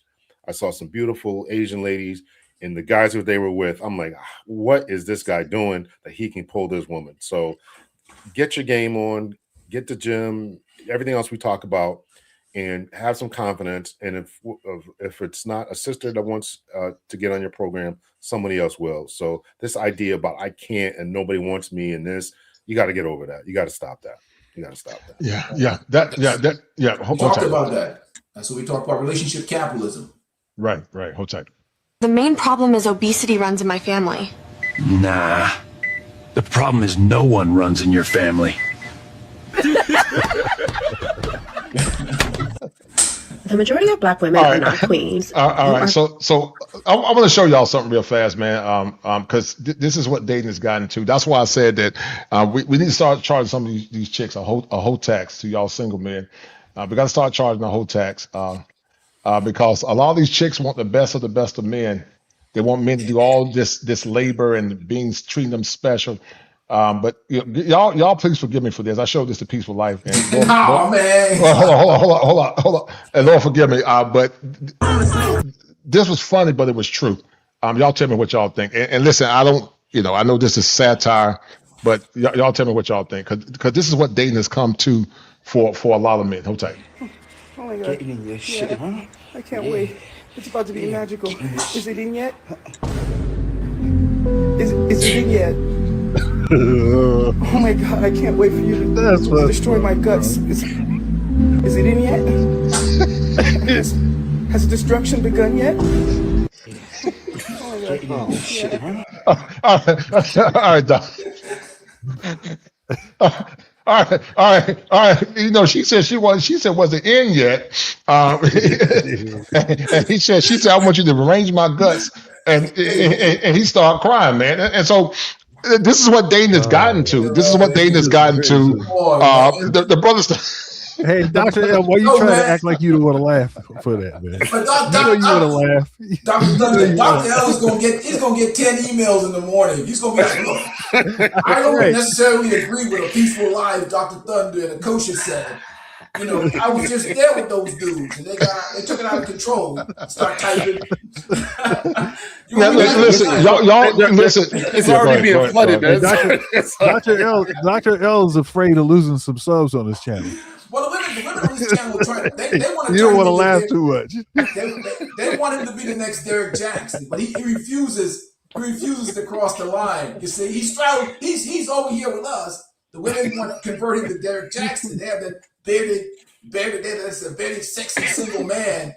They want you to pander to them, and Dr. L won't pander. The women is mad as hell. Oh no! But that's what dating. And listen, guys, y'all forgive me. I wasn't trying to be obtuse or perverse, but I'm just trying to convey a sentiment. This is what dating has come to now, guys. Let me go back and replay it, man, because this is what dating has come to. You say you're going to go back and replay it? No, man. All right, y'all want me to replay? All right, I want to replay. I want to replay. All right, I ain't gonna replay. All right. So I want y'all listen to this chick. Hold tight. Government agents. You were empowered, but not in the way that you think. You teamed up with the government via government assistance, child support, legal filings, and they weaponized you against your own community and your own men. They sold you on being strong and independent, but really they just isolated you and set you up for further manipulation and failure. The system didn't free you. It actually programmed you to fight against your own, disrespect your men, and not respect your elders. You traded family for funding, and while you celebrated your freedom, your house just is slowly burning down, actually rapidly. Unfortunately, you're not raising children, you're actually programming them. Your daughters are repeating the same cycles as you, becoming baby mamas, involved in sugar daddy culture, whole culture, all of the above. And then your sons lack leadership, discipline, and self-control. So just no order at all, just all dysfunction, emotionality, and rage. You became the perfect weapon to inject the dysfunction right directly into your children, so they don't have to do it because you're doing it for them. But then you brag about your degrees and how you're the most educated and independent and strong and how you guys can take care of yourself, but your children can't read. Can we make that make sense? And as long as you keep choosing the system over Black men, you'll remain a non-player character. A program bot running on a government code, just raising the next generation of slaves. And this is why you lead in obesity, single motherhood, least likely to get married, least desirable, most likely to raise a criminal. It's because you're a product of the very system that you think you're outsmarting. Why don't we have more women like this that speak truth to power, hold women accountable? Because women should be technically, the older women should be teaching the younger women. Why don't we have more women like this? We'll start with Peaceful Life, then we'll go to Dr. Dunn and Dr. Hill. Go ahead. Because the Black community in America is an absolute matriarchy. And that's the why, and there's a messaging and acceptable conversation in the Black community. And lastly, I'll say this. Young Black men that are articulate, that are intelligent, that are educated, and Dr. L talk about he's seeing all these people walking around Washington, D.C., go outside, touch grass. Stick with your dating and relationship DNA. If you go down there messing with Shamiqua or Keisha or whatever, and you get 1,000 hyenas bites to your ass, when you're an educated, young, squared away Black man or a tradesman or whatever, you get what's coming to you. Stay away from the hyena kingdom. Pick the best. I brought out the term relationship capitalism. When women compete, men win. Pick the best woman for you, regardless of race, creed, and color. Select the woman that's best. You don't want to have to live with her ass. You pick the best woman for you. That's my thing on that. Stick with your dating relationship DNA, and you'll be successful. You're going to get your ass ate up going down there messing with Pookie girl or Mook Mook girl. You're going to get your ass tore up. You might get deleted. All right, Dr. Dunn, go ahead, brother. Yeah. So the issue is, and by the way, when you put a comment up, it's covering me up. Oh, okay. Hold tight. I'm going to cover you up. Hold on. I'm sorry. Go ahead. All right. Yeah. So, yeah, I mean, so pick me is basically pick me is ninja lover. Right. That's what pick me means, is ninja lover. And so it was actually a racist term. It's actually a racist term. It's actually a term to say that Black men are not worthy of, how dare you love a Black man. And so if you sound like you're saying something that's empathetic towards, sympathetic towards, Black men, to, Black men getting a raw deal in the dating market, holding women accountable so that there would be a suitable match for Black men, then they call you male identified. Yeah, right. And, you're supposed to be decentering men. Matter of fact, you got this past week I ran a number of videos where married women were talking about decentering men, and we're talking all of this kind of dusty talk about how men are terrible. D.L. Hughley's daughter is on there talking about how she's mean to men, and she hates men, and she's a man hating, mean spirited, nasty like this towards her, and she got her a good pediatrician because of that. But it's the sisterhood, it's the girl code, it's not wanting to be seen, going against the girl code because of certain devious kinds of what am I saying, pushback, and the way that women do their pushback is it's insidious, and it is behind the scenes. It's mean girls. It's gossiping about you. It's trying to, not talking to you straight. It's going around the corner doing devious stuff. It's stuff like cyberbullying and all of this kind of stuff. This is the way that dark feminine sort of presents itself. And so because you don't want to have to face that kind of retribution, I think a lot more women actually have some of the sentiments that woman expressed, but they're not willing to say it out loud because they don't want to get the repercussion. But that being said, a lot more women as of late have been speaking up. Now, my assessment is, and what I tell my guys, I tell them, look, the environment is is different, and so you're having more women look like they're good options than actually are good options. That's true. Very true. Right, because when the environment changes back, are they going to still be there? That's right. About how That's right. That's right. Men should be celebrated and appreciated. Right. We should submit, and we should be, learn basic, wife skills and stuff like this. Are they going to still be talking that way? Right. Probably not.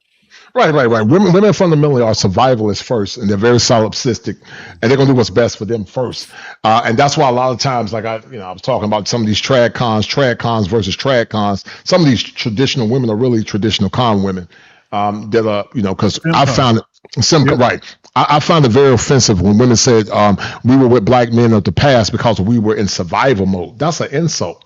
Because based on what you're saying, if you weren't in survival mode, you would have jumped ship and did what was best for you.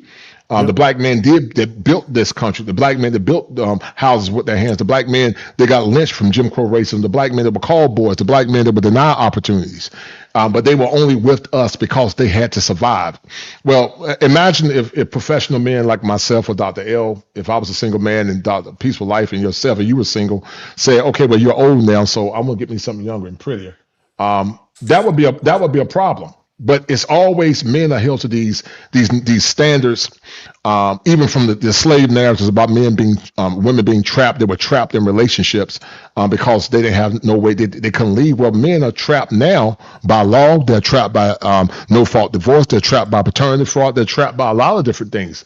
But the same men were always just as trapped as women. Exactly, they were always trapped. Hogwash. All of that stuff is straight propaganda, and that's white woman propaganda. All of that, we were just Stockholm syndrome, and I had to be I was the master's wife, and I had to do, follow through and do what he said, or else I was, no. Because when he died, you kept running that plantation the same way you did prior. I don't want to hear any of that crap. Look, everybody was being persecuted and oppressed in the past, men and women. And marriage was a way to try to shield yourself from some of that. It was a mutual benefit. It was not slavery, like Leslie's saying, right? Kenny Young, I don't know if that's one of your people, Dr. L or Dr. Thunder. He said that the Manosphere will never get the respect it deserves outside of the YouTube space. I somewhat agree with that. All right, let me show you guys this real quick. Who y'all got winning the game today, man? Who y'all got in the Final Four? I know Dr. L probably pulling for Connecticut. Well, I know he's pulling for Connecticut. No, he's definitely pulling for UConn. Yeah, after the girls got stomped yesterday. Oh yeah, they got stomped. they got stomped. Who you? I know, Dr. Dunn. You pulling for Michigan? I'll be funny. Ohio State fan. Well, no, how can you tell? How can you? Yeah. All right. I'm gonna show y'all this, man. But what did y'all think about this little clip, the comment clip about emotional labor and what modern dating has become from the clips that I showed you guys a few minutes ago? What did y'all think about that? This one right here? No, not that particular one. What I showed y'all prior. Did anything resonate from that clip? Well, the biggest thing, I mean, it's just a terrible situation, but the problem what I see nowadays is that, especially today, is that marriage is like the last stop on the sexual liberation rail lines. Right, I agree. And right now, what happens with the economy, a lot of these women are talking out under economic duress. If a certain person won the election or whatever else, these women would be calling us all kinds of names and this and that. If DEI was still in place and all these, they're scared financially. And a lot of rebranding is going to go on. Messages are going to change up. But at the core, their hardcore feminist nature is not going to change. I don't believe it's going to change either. I totally agree. I agree with that. I totally agree. So the clips that I showed earlier, Dr. L and Dr. Thunder, did you guys see anything from those clips that resonated? It was satire. But if you did, no problem. All right, so let's get to this real quick, and then we're gonna end this. Hold tight. Chance to embarrass the female guests. See, this is what they when they talk about misinformation on the internet. This is what they're talking about. I'm a huge Trump supporter. I have this stuff everywhere. You can't see it? No. We can only hear it. You can hear All it. right, all right, hold tight. Hold tight, hold on.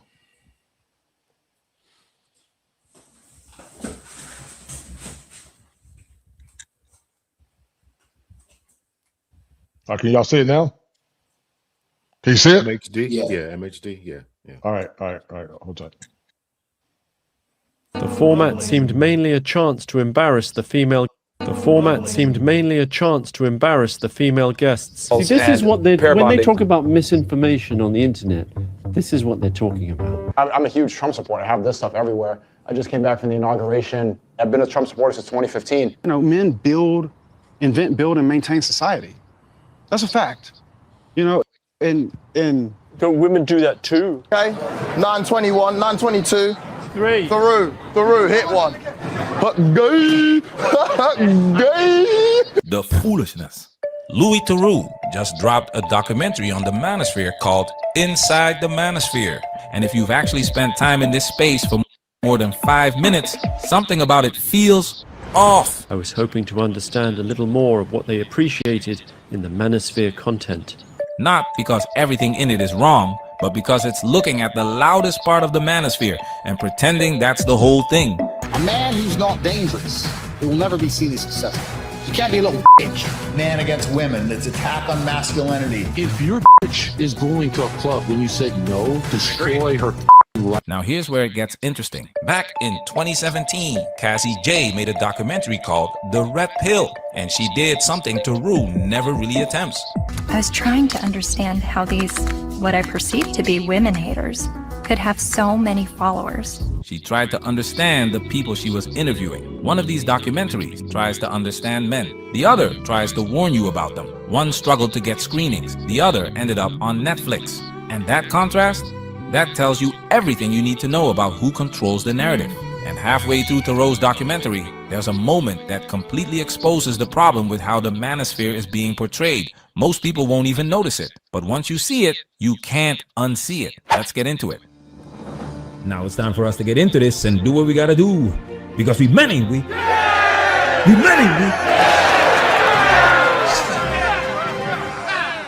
You still got Doc covered up there. Smartphone technician fired. All right, hold on. That's well, hold tight. I'm sorry, a peaceful life. Whoever's at the bottom gets covered up. All right, hold tight. Let me take this off. Hold on. It might be good because they can't associate with me with you. Those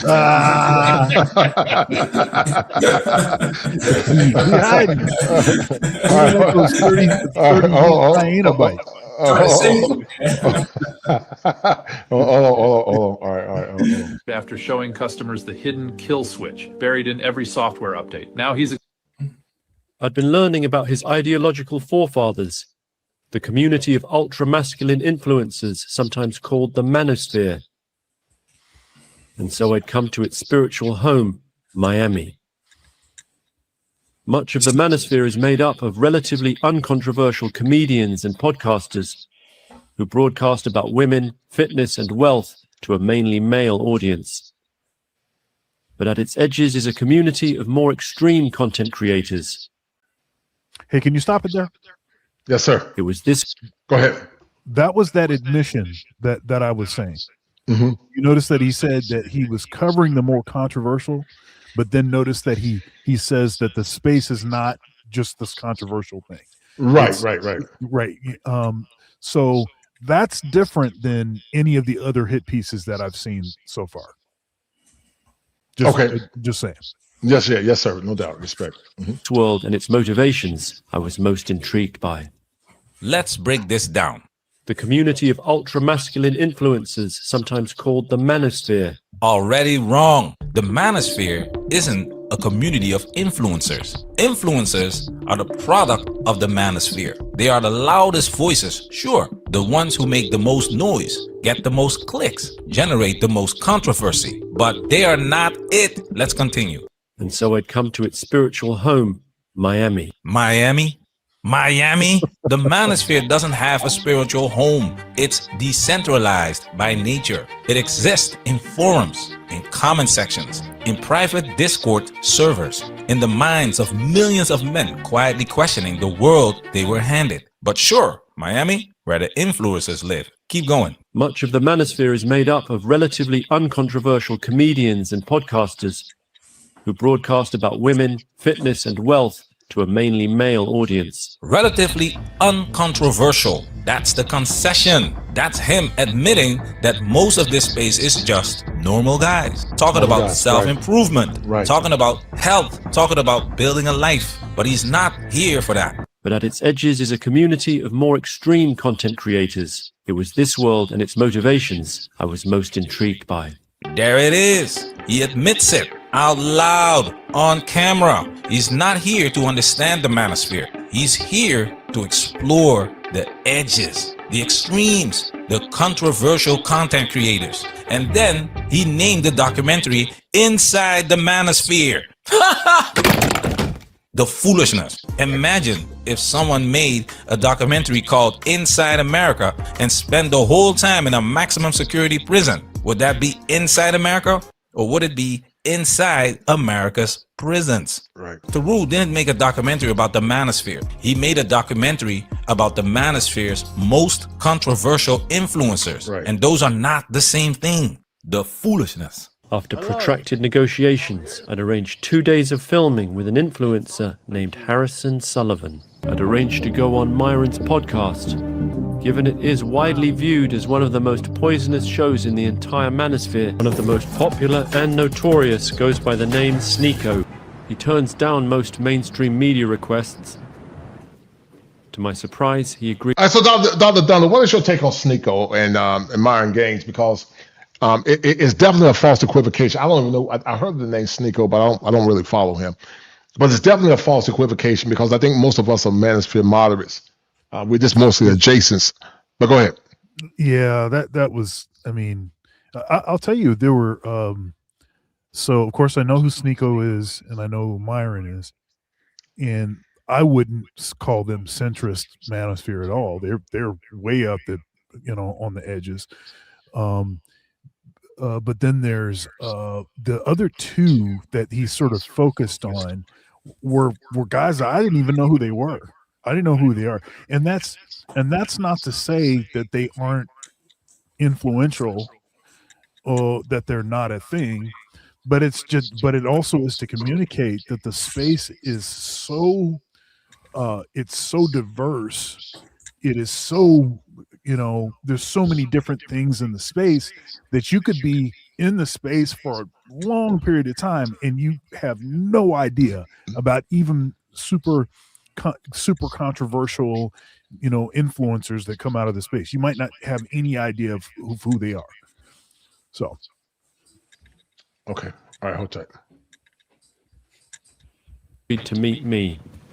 Let me take you back for a second. There was a time when the Manosphere understood something crucial about survival. You don't talk to the mainstream. You remember men going their own way? Not influencers.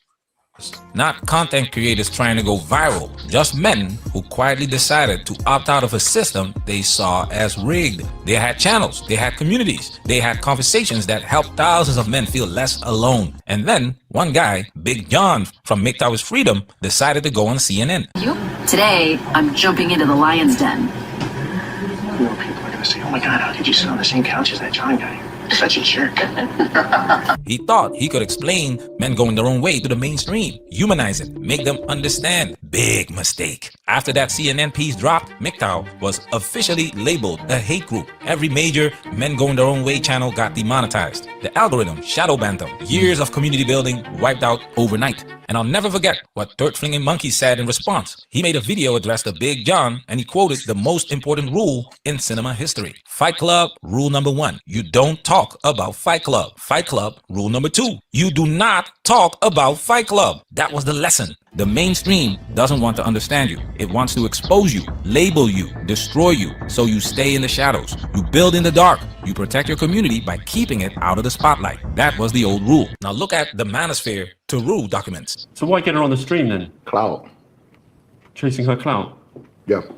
views, which it did. These guys are not hiding. They are performing. They want the attention. They want the controversy because attention today is currency. Views turn into subscribers. Subscribers turn into revenue. So of course. So what y'all think about? What do you think about that, Dr. Thunder, about what he's saying? Because as I started my segue earlier, or my piece earlier, I talked about that there were extreme Manosphereans, then there were the catalysts and the entertainers, and I hear you say a lot of times, Dr. Thunder, that you think you're being suppressed. I know my content is good. I'm probably being suppressed. You can't. I mean, the algorithm might say it's not, but I think it's being suppressed. But I could be wrong. But what do you think about what he said in that little short clip? What do you guys think about that? Go ahead.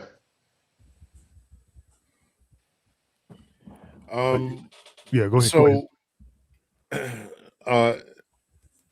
I think that what do I think? Yeah, I'd like to piggyback a little bit off of what Dr. Thunder said. There's a lot of people out there who are, saying kind of wild stuff or on the fringes who are getting all this attention. And so therefore they are drawing all the attention. I was not aware of all these dudes either. And people are going to do what they're going to do for clout. And that last guy there, he was 23 years old at the time. He had been in trouble and driving around without a license and all kind of crazy stuff. So again, this is going to what we are talking about here, is making sure that there are positive individuals out there who can get this message out for the young people. These young guys have millions of followers who are young themselves. So they don't, again, that's why I'm saying that they're just looking for someone to look up to. So we got to give them something better to look up to. I was not aware of that original CNN piece by that guy smoking a cigar. I have to go look for that because I was not aware of that. Yeah. And you know what's ironic is, and I'm sure that we've all addressed this in one way or shape, form, or fashion, that this is about men walking away, going away in some frame, some form. And society has an issue with that. And I can recall being a young guy. I think it was on Montel, if you guys remember that show, Montel Williams' show. I do. He did a show about a woman saying that she didn't want to be in relationships, and she didn't get. I can remember watching the show, and she was like, "I don't like men." Not that she was, a member of the LGBT, but she's like, "I don't like the way their humor. I don't like the way that they are." And it was surprising to hear a woman say that. But at the same time, she didn't get a lot of hate from that particular episode. But we are getting a lot of hate. And I didn't see this CNN episode. But if they spun it in a way that this is a bunch of incel men, then that shows a clear bias. They don't want men walking away. They need you on the plantation. They want you on the plantation. So this is something that it should be admitted. And if this guy, as has been pointed out by Dr. Thunder and MHD, that he intentionally went after these more controversial people rather than the level-headed people, then that shows you that that there's definitely a design bias. So design bias, trying to destroy something that they can't allow, and that is men going their own way. Right, and that goes back to why a lot of men feel like, why would I put myself in a situation where they don't really want to understand what I'm saying? They just want to expose me and censor me and not allow me to have agency as a man or have sovereignty as a man. So why should I come back to a community that don't care about me or my rights or how I feel, and they suppress any and all things that I say as it relates to my needs and my wants being met? And Dr. Dunn, you say a lot of times you feel like your channel is suppressed. I want you to elaborate on that, but also what do you think about briefly what this guy said, and then I'm gonna finish the rest of it. Go ahead. Yeah, I mean it's definitely the case. I mean, there's a different set of rules. YouTube definitely plays favorites. There's certain things that they don't want you talking about, but also they also know that they can make a lot of revenue if folks are saying really flamboyant, controversial kinds of things. So they don't suppress the fringe. I don't think that they're suppressing the fringe, but I think that they are suppressing the more level, nuanced, kind of content that also happens to be, presenting the modern dynamic in a less than favorable light, so yeah, that's a sort of interesting dynamic. Something else I was going to say is, so not only is so in this hit piece, so he doesn't address the centrists, the people that are in the middle.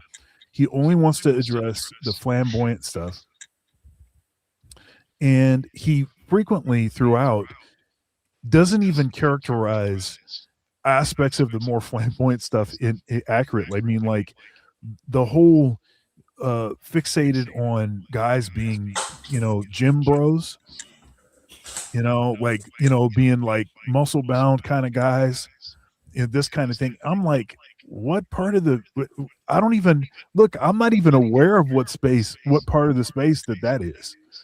I mean, that's more like it's like a fitness, like a pseudo fitness something. I don't even know. I don't even know what that part of it is. I mean, that's not even really discussion based. Like, so you're calling people that are producing gym content they're Manosphere too? I don't know. It's like what y'all are all over the place. Like, what the heck, man? He's like, go ahead, brother. You was about to say something. Go ahead. No, I was just thinking about it in terms of this. If that guy was putting out a message that was, let's say, worshiping women or pandering to women in any type of way, making women these glorified gods that we should be grateful to, there would be no pushback against the message. And I think that any message that not talk about masculinity in terms of serving women or masculinity on their terms, whether it be in the church, whether it be out in the public forum, is always going to be rejected because this is the environment that we live in. We live in a gynocentric environment. There's always going to be pushback to any message that supports manhood and masculinity, or masculinity in terms of just men and not benefiting women.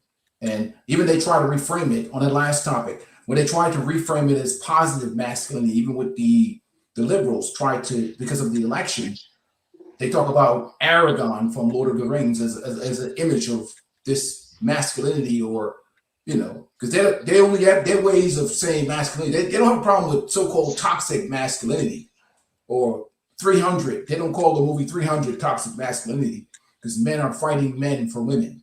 So really it comes down to, are you serving women? Yeah, I agree with that. Let me finish this clip real quick. Hold tight, guys.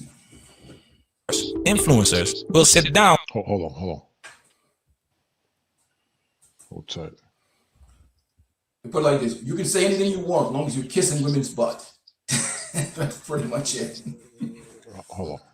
Oh, you know what? There was one thing I wanted to say that I just remembered. Hold it, Doc. Let me finish this.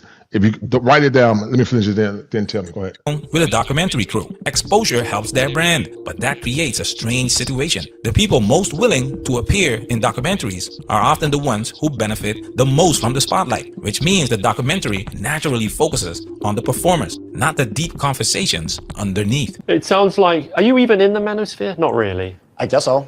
I am. I mean, I think that that kind of graduated. A lot of people that were in that space are now in politics, and everybody in the Manosphere is just people online who are trying to make a buck, selling ideologies, and people have heard all the talking points already. This moment in the documentary is actually one of the most revealing. Sneeko says the Manosphere kind of graduated, that people moved into politics, that a lot of creators are now selling ideologies online, whether he realizes it or not. That statement says a lot, because the original Manosphere wasn't built by influencers chasing views. It was built by men dealing with real consequences, divorce court, custody battles, fathers losing access to their kids, men trying to rebuild their lives after systems they trusted turned against them. Those conversations conversations weren't entertainment, they were survival. That's the part Taru never really explores, because survival stories are quiet, they are complicated, and they don't always make good viral content. But the audience listening to these conversations, they're still real. When someone watches a chaotic live stream, they're watching for entertainment. But when a man watches a red pill video, very often he's looking for answers. He's confused, he's struggling, he's trying to understand experiences nobody else is willing to talk about. And whether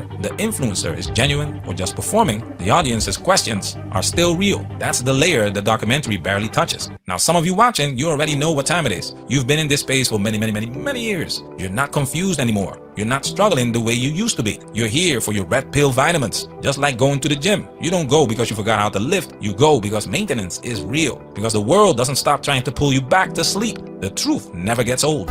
I decided to meet these MRAs. After a career working for major energy companies, I decided to look into coal, and I realized what you'll hear is that we hate women. You'll hear that it's a backlash against women's rights. You'll hear that we're regressives that want women back in the kitchen and making sandwiches and barefoot and pregnant. Now compare that to what Cassie J did with the... Go ahead. I'll take a sandwich. You say you take a sandwich? Yeah. Red Pill. She started with a question. What is the men's rights movement actually about? She interviewed activists, researchers, feminist academics, people who had spent decades arguing about these issues. You're just bitter, you're a loser, you're a whiner, you're ugly, you're undesirable, you're lazy, you're scary, you must be a racist, you must be a misogynist. When we do speak out, women often don't want to hear what we have to say. That's true. And so then we're called names, we're called whiners. And this is the way people who don't want men to talk about issues try to shut us up. And something unexpected happened. Her perspective changed, not because someone convinced her overnight, but because she actually listened to both sides of the argument. By the end of the documentary, she said she no longer identified as a feminist, not because she opposed women's rights, but because she felt the conversation about men had been missed. That documentary caused outrage. Screenings were canceled, petitions were launched, and yet today a documentary about the Manosphere sits comfortably on Netflix. Think about that contrast for a moment. One documentary tried to understand the arguments, the other focuses on the loudest personalities, and only one of them gets global distribution. So what does that prove and say to you guys? Because I like what somebody said that, you know, Dr. Thunder has been on YouTube for a period of time myself, and he talked about how, you know, if you're controversial or outspoken, they're not going to push you in the algorithm. It is what it is. One of the reasons why I've said that I may even start a new channel. I still do men stuff on the side, but you know, it takes a lot of time to put this stuff together. It takes hours. It takes days of planning. It takes a lot of creative genius to put all this stuff together. And for the output that you're putting in, and then the lack of money that you're getting, it's not even worth the time, man. As a professional, I make over $100 an hour, about 150 sometimes. And you know, so I'm thinking about doing some different things. I'm gonna still support men content, but I don't think I'm gonna make this my main channel. I heard you say, Peaceful Life, that you have aborted yourself from the Manosphere. Maybe not because you hate the message, but I guess it's the extreme influences. Why did you say that? And elaborate on that real quick. Because I identified certain compromised men that are in the Manosphere, and like I said, I have my own civil war in my channel with the Jellyback Simps. That's a whole different situation. I call them bitch-led men that are trying to slowly lure men back onto a plantation of debauchery that has not been corrected. So I have a civil war going on with Jellybacks. We'll see what happens in that civil war. Maybe I go down in flames fighting, but at the end of the day, I see some compromised individuals. I'm not going to call their name, especially those pushing marriage on the marriage industrial complex, that without any changes to the laws, I totally agree. Totally agree. The quality of the product that's been serving to men as virtuous wives. I totally agree. I want y'all to look at this clip real quick, and then we're gonna end in a minute. I know y'all want to get ready for the basketball game, but I want y'all to look at this. And Peaceful Life sent me this. Y'all tell me what you think. I have 5. I have a new one. So he's 3 months. Then I have 16, 13, 9, and 4. Okay. How are they all by the same guy? No, I'm divorced, and the last 2 had the same dad. So the 3 month has the same dad as a 4-year-old? Correct. Well, why y'all not together? The baby's only 3 months. Because so I was gone for a little while, and what do you mean you was gone for a little while? I got in a little trouble by mistake, but yeah. So where did you go? To jail, Kendra. Wait a minute, you went to jail? Yes, but it was a self-defense situation, and it's a court case that I'm fighting right now, so I don't really want to speak too much on it. I'll come with 5 kids, and that's just what it is. You either can handle it or you can't. So if you can't, just don't come by me. Did he make a certain amount of money?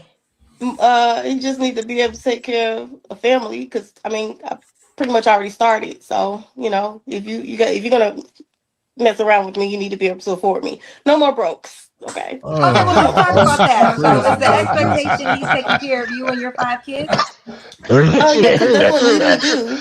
Like, some men, they find out that, they have 5 kids. I know she's gonna need some help. I know I want to take care of them. I want to do, what a man's supposed to be doing. He want to show me the right thing. What a man's supposed to be doing. I prefer him, not to have any small kids. We have enough. We'll have enough. She said what a man is supposed to be doing. Don't draw no stick. You said you got a 4-year-old, a 3-month-old, a 16, 13, and 9-year-old, and you said you don't want him to have no small kids. That's what you said. And you want him. What's your mailing address? Erase that. What's your mailing address, girlfriend? So how much money you think this man got to make? Maybe like 800,000. He needs not to work at a fashion restaurant. He needs to. We need a hard reset, bro. I don't even want the general manager, because that's not gonna be enough. I've been a Christian. We all fall short of His glory, Now, do you have a no sex to marriage rule, or that's not how you're not that much of a Christian? No, I don't want to have any more sex to marriage. I want to really get to know a person. I'm so serious. I know you. And this is what I call the Holy Jesus pipeline, where these chicks want to charge men exonerant prices. I call it a hoe tax. We need to start charging them a hoe tax. But the Holy Jesus pipeline is where they scapegoat Jesus after they had all their fun. Me and Dr. Thunder did a show about 2 years ago, and I said her box, her soul might be saved, but her box is a sinner. Standing in need of prayer. You know what's funny about it? Right, go ahead. You got some of these old Gen X women. Dr. L will tell you about it. Well, let me know you Dr. L. I don't want to send you no more emails. Ladies, the opinions of a peaceful life in no way correlates with Dr. L and his messages. I'm not going to do that. I hope about the beta male Simpsons. No.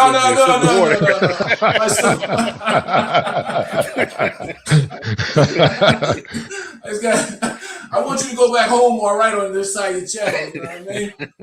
It's so disrespectful out here today, especially for older guys. You have women that are Gen X women talking about men paying 100% of bills, their traditional wives have been married, they've had kids. I'm like, what are you going to do with your money? You've been working all these years. You want to take all your money and put in the pocket and spend my money. And it's the most ridiculous. Well, I found Jesus. The Bible says you're supposed to be doing this and doing that. I think it's the most disrespectful conversation out here, but I'll let you guys leave it alone. Well, so I put, I have, I say this all the time. The analogous for a God-fearing man is a virtuous woman. Yes. Okay, that's the analogous. Those are the things that go together. Right. And a woman ought not be requesting a God-fearing man unless she is a God-fearing woman. Mm-hmm. Okay. And so that's, this is just egregious. This stuff, and I think a lot of people thought that this stuff was fake when Kevin Samuels was on, and these women, in like fashion will come up and be talking about their 3 baby daddies, and he needs to make $500K and all this kind of stuff. And I don't want to have any more kids. It's like, well, what is this ninja supposed to get, out of this deal? All of this kind of stuff. they thought that this stuff was made up. Oh, these are actors or something, but no, they're not actors. The stuff is just, she believes she's real. She believes yes, right. They're real folks. And this stuff is just, this is so ridiculous. It's so ridiculous. Like, are you hearing the words that you're actually saying? She actually said what a man is supposed to do. For her, 2 baby daddy, 5 kids. Yeah. What a man is supposed to do. What a man is not supposed to take care of somebody else's kids. If he decides that he wants to, yes is to your benefit, but should not be an expectation or demand that you can make. You think you can make that demand? Really? Yeah. I didn't know it was that real bad when I undelusional. sent it, man. I didn't know it was that bad when I sent it. I didn't watch the whole clip, but dang, it's worse than I thought. Yeah. She kept getting worse. Well, it's taxation without representation, man. It's worse than I thought. They don't value men. And that's why I said men need to start charging the whole tax. They need to start charging the whole tax, man. You won't have to pay a lot to hold before you get me. They need to charge a whole tax. Draw your lipstick, figure all you want to, Kendra. But like when you really commit yourself to Jesus and you change your ways, like that makes. So that's that hold the Jesus pipeline. Hold the Jesus pipeline. So here's my issue. Here's my issue. I'm okay with people changing. Listen. I'm good with people changing. I like the idea that people can change. Right. Okay, that's wonderful. But that doesn't mean that you're supposed to get the same thing that a woman that wasn't out in the streets, wasn't doing a bunch of wild stuff, doesn't have 5 kids, is not overweight, and has actually a realistic, outlook with respect to what she actually is bringing to the table, and has some freaking humility about herself. See, those are not the same things. If you actually have changed, then you would actually have shame about how you're trying to come to the table and require this guy give you all of this stuff, and you don't have anything that is you don't have anything that's comparable to offer in return. Well, and that goes back to, once again, they don't see nothing outside of themselves. That's the issue with solipsism. You got a bunch of immature, arrested developed women. They have been taught so long that their value supersedes that of an average man. That's why when I did the show with the young lady yesterday, I was saying that, in my opinion, I think average men are invisible. I know, there are some women that get with average dudes, but I think by and large we sell the narrative that average is not good enough, when many of these women themselves are well below average. The International Quiet Storm said, I don't think she's trolling. There are women out here on this planet Earth that is really that delusional and entitled to think that she deserves, shaking my head, yeah, she thinks she deserves top tier men, but she would never get me. Hold tight. And who's saved? Yeah, hold tight. Saved, and who's going to be the leader? He's going to understand. I don't care what you're doing out there, Kendra. You got a beautiful smile, baby. Where are you calling me from? I'm here in Atlanta. You have any kids? Yes, I have 5. I have a new one. So he's 3 months. Then I have 16, 13, 9, and 4. Okay. Are they all by the same guy? No, I'm divorced, and the last 2 had the same dad. So the 3-month has the same dad as a 4-year-old? Correct. Well, why y'all not together? The baby's only 3 months. Because, so I was gone for a little while, and what do you mean you was gone for a little while? I got in a little trouble by mistake. All right, hold tight. Let me read this by Anita. Shout out to Anita. Hold tight. She said, I don't know who that goes to. It probably goes to Dr. L. Women need to understand that God wipes their sins away clean, not man. She's right. Running to Christianity is to save your soul, but there are consequences, period. And she's 100% correct. Listen, God loves you and God will save your soul, but it's a consequence for being a 304. It's a consequence. And they be having those Statue of Liberty vaginas. Bring me your tithe and your poor. After that vagina been used up and it's tired. That vagina is tired, man. It's tired. Hey, look. Hold on. That Statue of Liberty vagina. Now that vagina tired. That vagina tired. It's singing old gospel Negro spirituals. And now all of a sudden they want somebody to come back and put a ring on their finger and make them special. But they don't understand that men have to earn their value. It takes a lot of time for men to become successful. And, I'm really thinking about writing a book called Black Love Without Consent, because we don't ask men what they want.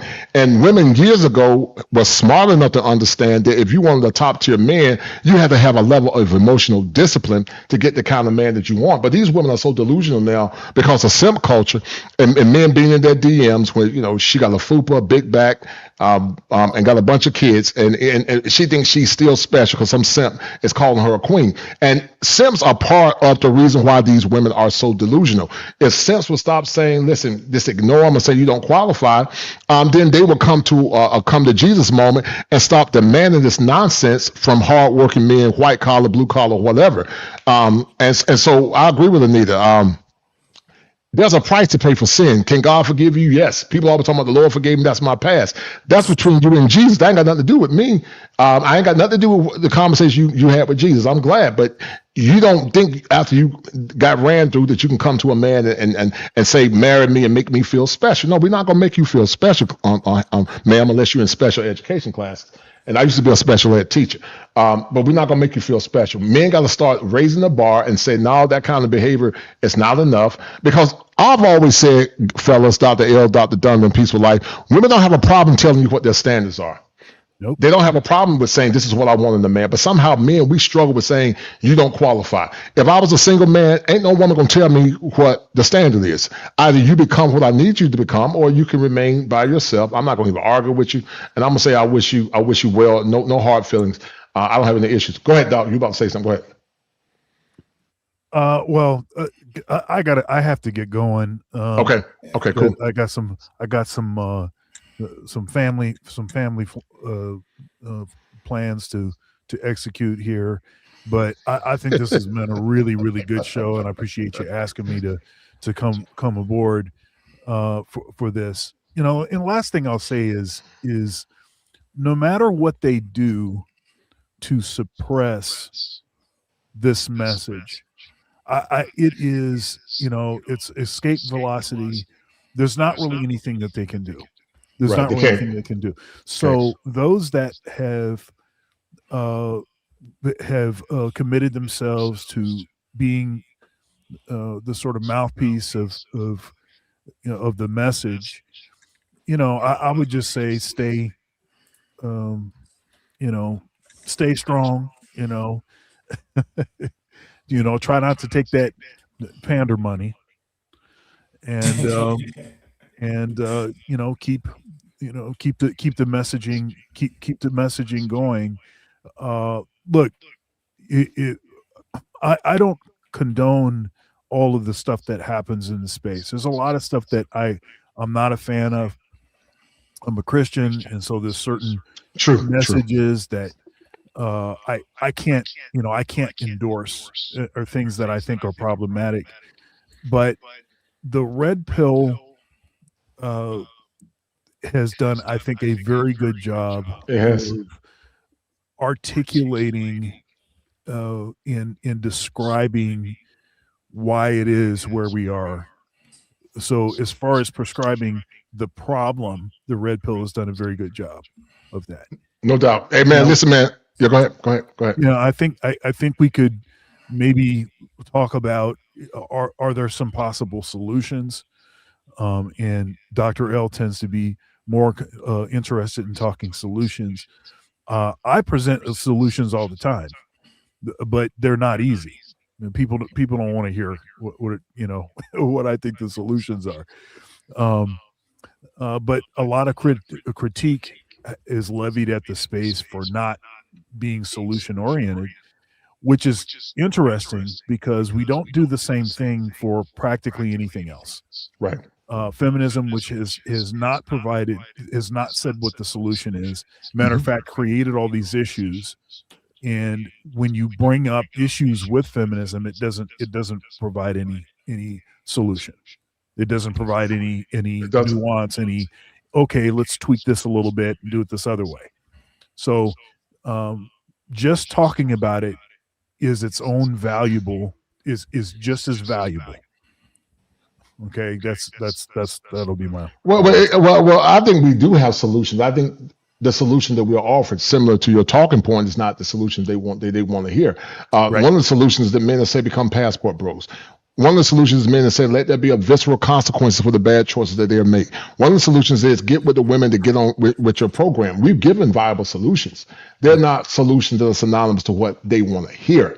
And, if we said, marry big backs and, women that have been ran through and women that got, want taxation without representation, then that's the kind of solution they want to hear.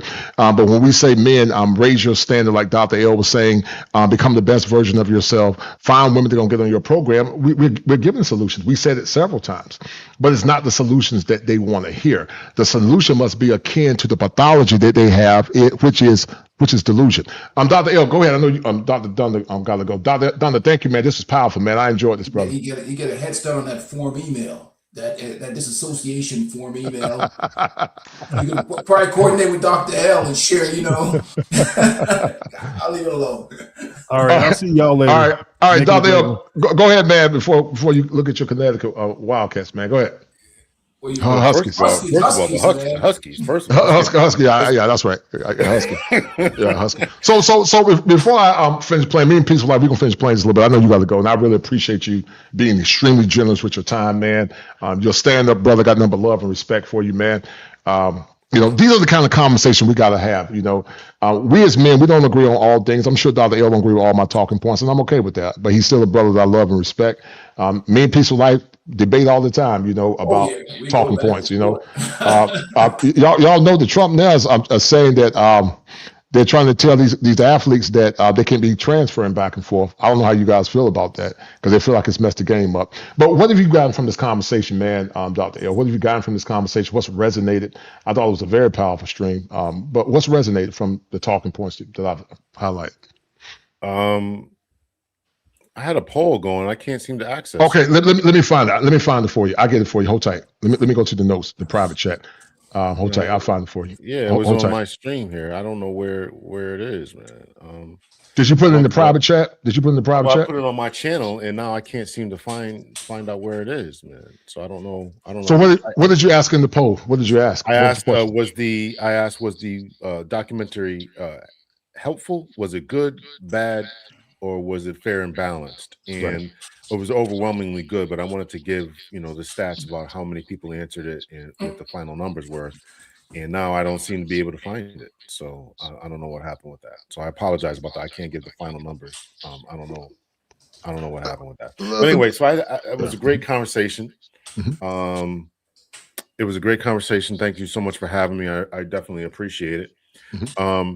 I think that I think that overwhelmingly they said it was a hit piece.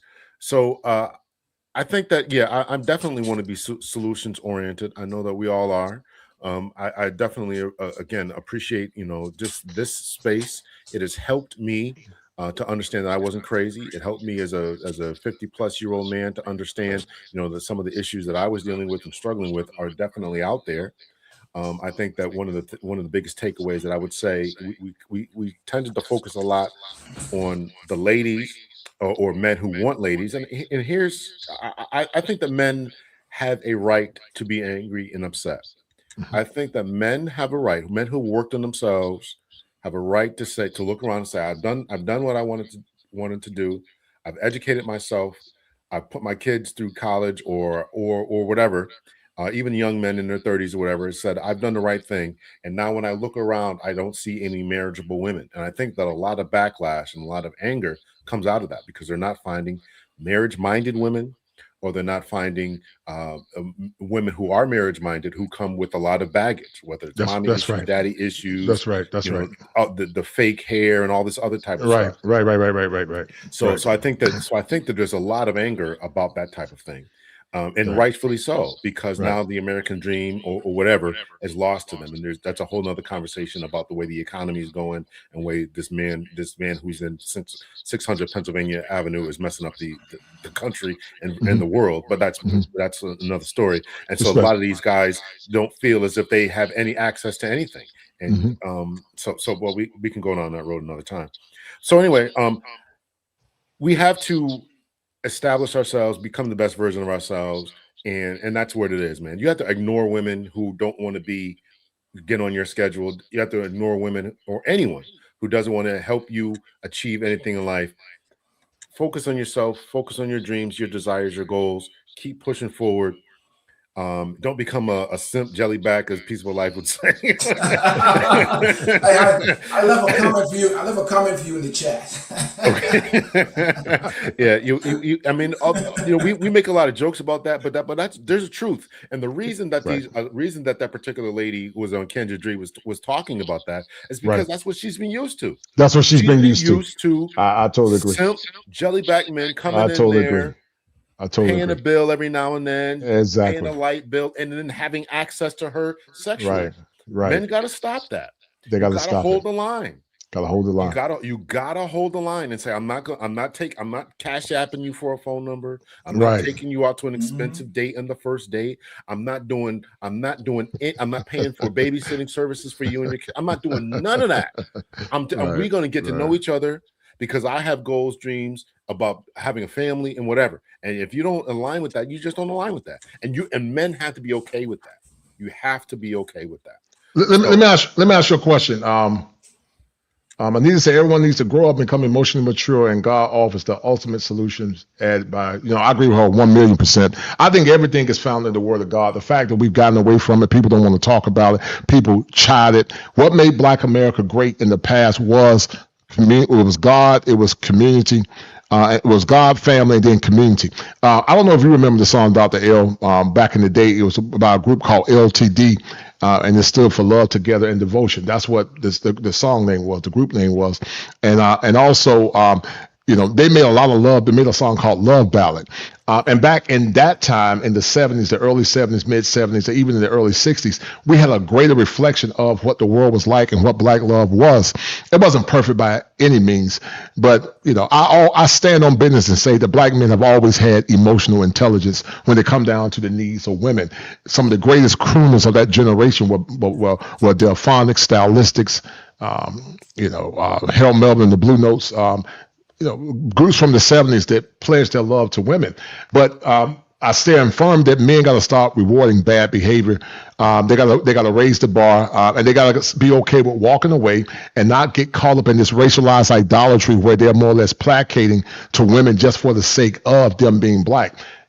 Listen, I get it. People have an unbound loyalty for the Black community. I'm not against that in part, but I do believe that if an Asian woman show you love, Dr. L, A Peaceful Life, and she respects you and get on your program, you get with an Asian woman after you've been exhaustive, if you chooses to do that. My point is, whoever loves you and show you love and respect, that's who you get with. I don't believe in being loyal for the sake of being a skin tone. I'm not doing that. I ain't knocking nobody else for what they want to do, but you will earn your way into my life if I was a single man again. You got to earn it.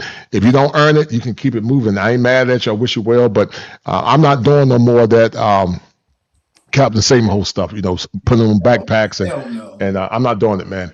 But anyway, man, what's the final score, Doc, with UConn and Illinois, dog? What's the final score? Man, I just hope they win, brother. I don't know, man. After yesterday's game, man, I don't know.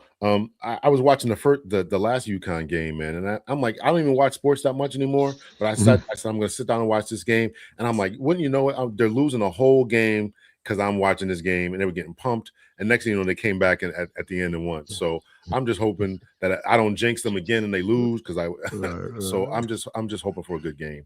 I don't know what the final score is going to be. We got the results, and somebody asked my results, my thoughts about the results. About it. Some said it was good. Okay.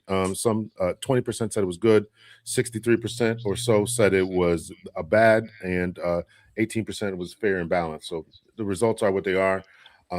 I don't think it was a good showing, and I'm glad that Dr. Thunder and even Manosphere Highlights Daily pointed out the issues with it and who they were actually targeting. So that lets you know it wasn't a true and fair documentary. Not at all. Not If at you're all. going to tell a story, tell the whole story. Tell the whole story, right? And not just But again, it was. I said it was a hit piece from the beginning. It was Yes, definitely sir. designed to make us look bad. I got to look into those other red pill those other ones. I never saw those, so I'm definitely curious and if that lady changed her mind because she actually listened to what men said, that'll tell you something. So I'm definitely going to watch that and probably do a commentary on that because I haven't seen it. So yeah. Yeah, well, no doubt. Well, listen, man, always a pleasure, man. Much love and blessings. I always love chopping up with you. If I'm ever in Connecticut, man, I'm gonna look you up. I'm gonna bring you a Tar Heel shirt. I'm gonna bring you a nice Tar Heel polo and with a Tar Heel polo hat, man. A nice Tar Heel hat, but you gotta wear it, man, to represent the flagship of flagships, man. But anyway, enjoy your. Listen, I might even bring you some North Carolina barbecue when I come to, man. I'm gonna bring you some barbecue, man. But anyway, man, much love and blessings, man. Always a pleasure. You're a good brother, man. I got nothing but respect for you, man. So I'll see you soon, brother. Take care of yourself. All right, you guys take care. Thanks for having me. Appreciate it. Yes, sir. All right. Thank you, Quiet Storm. So I'm gonna finish playing that video. Let me read the super chat real quick. Byro Hammond said, great chat and salute to the panel. Shout out to Byro. Appreciate it. I'm gonna finish playing that piece and then I'm gonna let you go as well. What did you get out of the conversation real quick? I think it was a great conversation. I mean, critically, the most important thing, and I'm going to understand, especially with the men, is that unless you're dealing with the 10% women, you're on your own. You have to map out this life, this society, do what's best for yourself, your family, and those people that matter to you. Because the message out here or the mentality out here is not something that's advocating for anything that pours back into men. So you have to be self-preservative in this current environment. I mean, I love what the brothers are saying about community and all those things, but those things have been tested and tried because all we're talking about today, as far as what they're offering, is relationships and situations that work on their terms. So that's really it, you know. I'm gonna finish playing this little clip and then I'm gonna get out of here, man. But this definitely been a good show. Yes, salute. Mike, I don't know who this is. Mike of Malice, Love Breakaway 3FBA. I don't know what that means. But hold tight. Just finish playing this number. We're gonna get out of here, man. Thank you, man, for tuning in too, man. No problem, brother. It was a good time. Yes, sir. But yeah. So where did you go? To jail, Kendra. Wait a minute. You went to jail? Yes, but it was a self-defense situation, and it's a court case that I'm fighting right now. So I don't really want to speak too much on it. I'll come with 5 kids, and that's just what it is. You either can handle it or you can't. So if you can't, just don't come by me. Did he make a certain amount of money? He just need to be able to take care of a family because I pretty much already started. So if you're gonna mess around with me, you need to be able to afford me. No more brokes. Okay. Okay, well, let's talk about that. So is the expectation he's taking care of you and your 5 kids? Yeah, because that's what leaders do. And some men, they find out that, they have 5 kids. I know she's going to need some help. I know I want to take care of them. I want to do, what a man's supposed to be doing. He want to show me the right thing. So that's what I want. But I prefer him, not to have any small kids. We have enough. We'll have enough. You don't draw no stick. You said you got a 4-year-old, a 3-month-old, a 16, 13, and 9-year-old, and you said you don't want him to have no small kids. That's what you said. And you want him. What's your mailing address? Erase that, Kendra. What's your mailing address, girlfriend? So how much money you think this man got to make? Maybe like $800,000. He needs not to work at a fast food restaurant. Oh my God. He needs to. I don't even want the general manager because that's not going to be enough. I've been a Christian. We all fall short of his glory, Now, do you have a no sex to marriage rule, or that's not how you're not that much of a Christian? No, I don't want to have any more sex to marriage. I want to really get to know. Yeah, and that's the fundamental delusion. It's cooked, man. Matriarchal culture. Matriarchal culture, right. And an army of spineless jellyback sips that be bigging these women up We have a pathetic group of men that pour self-esteem and validate individuals like her.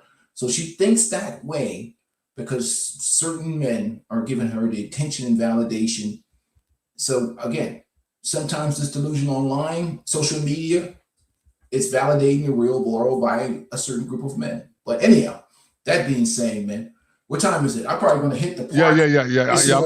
I'm going to go outside and touch some grass. I'm going to touch some grass too, man. I'm about to go to the store, man, and get me get some snacks for the basketball game, man. But anyway, man, I'll tap in with you, man, on the back end, man. We'll talk, brother. Take care of yourself. Salute everybody. Peace and blessings. Yeah, salute everybody. All right. Shout out to John Smith for that $2 super chat. I really appreciate it, guys. We're going to end it here. I really appreciate you guys tapping in. This was a good show. I really appreciate you guys showing some love. And this has been a powerful show. But anyway, guys, we're going to end it here. Men, love yourselves. Get with good women to get on your program. And we're going to be signing off, guys. Thank you. Hold tight.